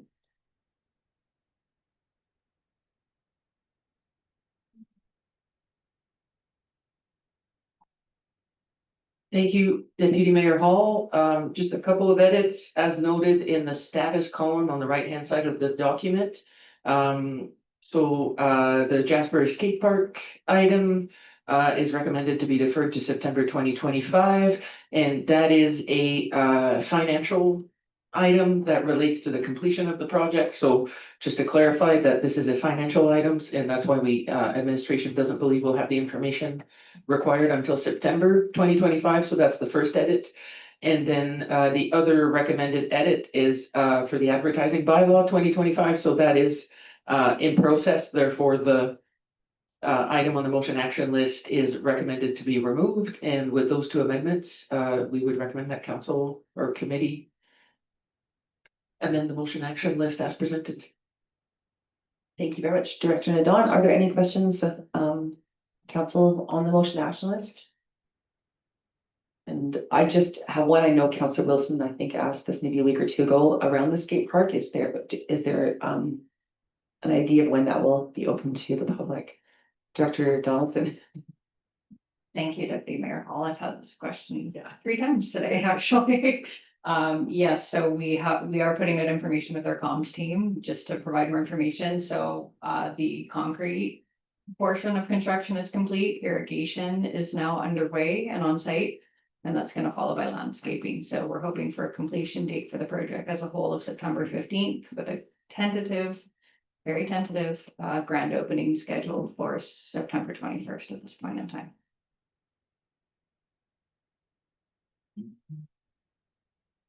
Well, that is very exciting news. Councillor Demotta, you put your hand up. Yes, in regards to that. And through you to Ms. Donaldson, I'm not sure if you have the answers to this question, but it's been a few weeks since I spoke to one of the benefactors who wanted to continue or has committed to contributing to the project. And at that time, they had let me know that they hadn't been contacted yet for to go through with that funding at all. I know that there's 2 of them at least. So I just wanted to make sure that those wheels are in motion and they're being communicated to. That's neither here nor there. If I don't need an answer, just wanted to make sure that those boxes get checked. Thank you. Mayor Ireland. Thank you, Deputy Hall. Because it's on the agenda and part of the motion action list, I thought I would just take this opportunity to reference the removal of the advertising bylaw section. So tangentially, during that discussion, among other things, council passed a motion after the public hearing that we would advertise and in at least one of the local newspapers. And I read and shared with council earlier today that the Fitzhugh will be closing its doors at the end of this month, so that is one of the two, so not only was it prescient to have selected just one of two in our previous motion. I wanted to take the opportunity to recognize and thank the Fitzhugh for its service to the community over the last 20 years. It is important that there is a local news source for local issues.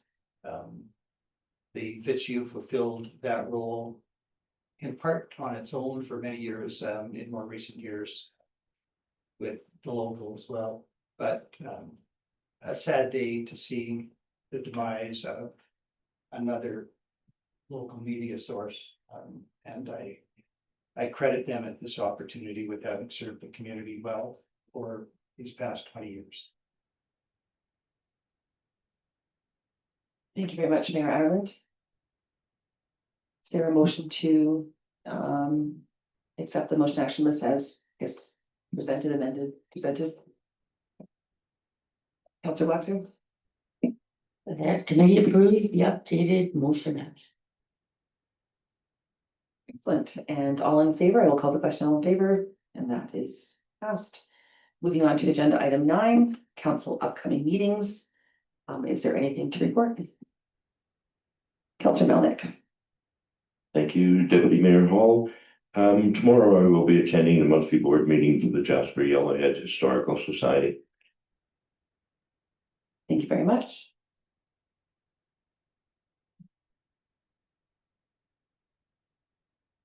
Any other updates I see? Mayor Ireland on his phone. Nope, good. Nope, we're good with that one. Okay, perfect. We'll move on to upcoming events. Last meeting of current council, September 16th, I believe, Councillor, that might know who's gonna go. Did you? pointed out, it's actually the night. Oh, the night. Okay, The actual meeting properly. so the last meeting of current council will be September 16th. I hope there's some kind of cake or cupcakes or something in the corner for us. Nomination day is September 22nd, but to the public, you can certainly still get your papers in before then. The advance vote on October 15th and the election on October 20th. And a very tentative skate park opening on September 21st. Very tentative. Are there any other upcoming events that I have missed that anybody would like to add? Mayor Ireland? Thank you, Deputy Mayor Hall. Not to add, but I know last week we spoke about communicating with residents about their opportunities to be engaged in the municipal election in October, particularly residents who are displaced and absent from the community but still have the right to vote. And I'm just curious as to what might be out on our social media platforms or on the website. Let those people know what they are expected or required to do in order to ensure that they meet their requirements to vote in the election, although they're not here. I think there is a requirement that they request ballots be delivered. Just want to ensure that we are making every effort to make them aware that there is something for them to do if they wish to do it.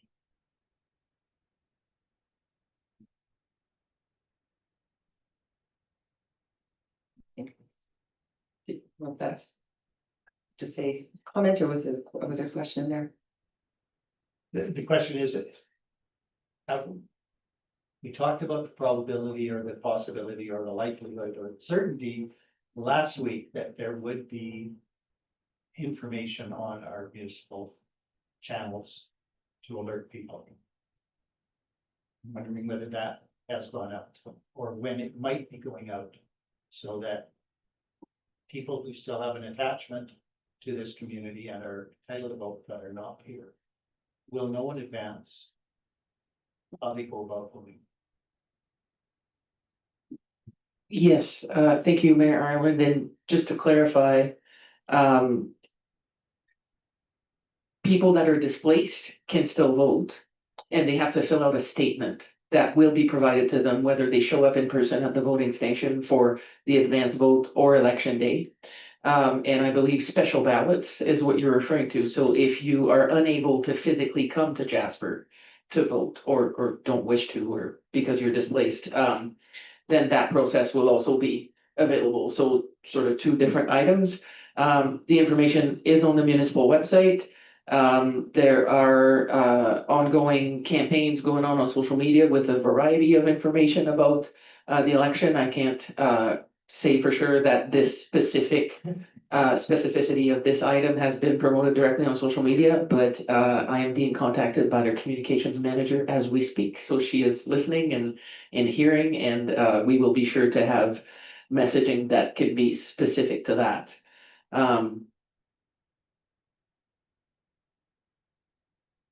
Yes. Yes. I appreciate all of that, including our communications manager. Obviously, on a Zoom platform watching the proceedings, and it is important that that information be dispersed as broadly as possible so that people can still exercise their right to vote in the election. I appreciate the work that the communications team is doing. Thank you. Thank you for all of that. And if there are no further upcoming events or anything, I will look for somebody to make a motion to adjourn. Mayor Ireland, I'll let you do this one. You don't get to. So a motion on the table to adjourn, all in favor? And we are adjourned at 12:12. And thank you for everyone that came to the meeting this morning and that tuned in and that will watch on YouTube later. Have a wonderful rest of your day.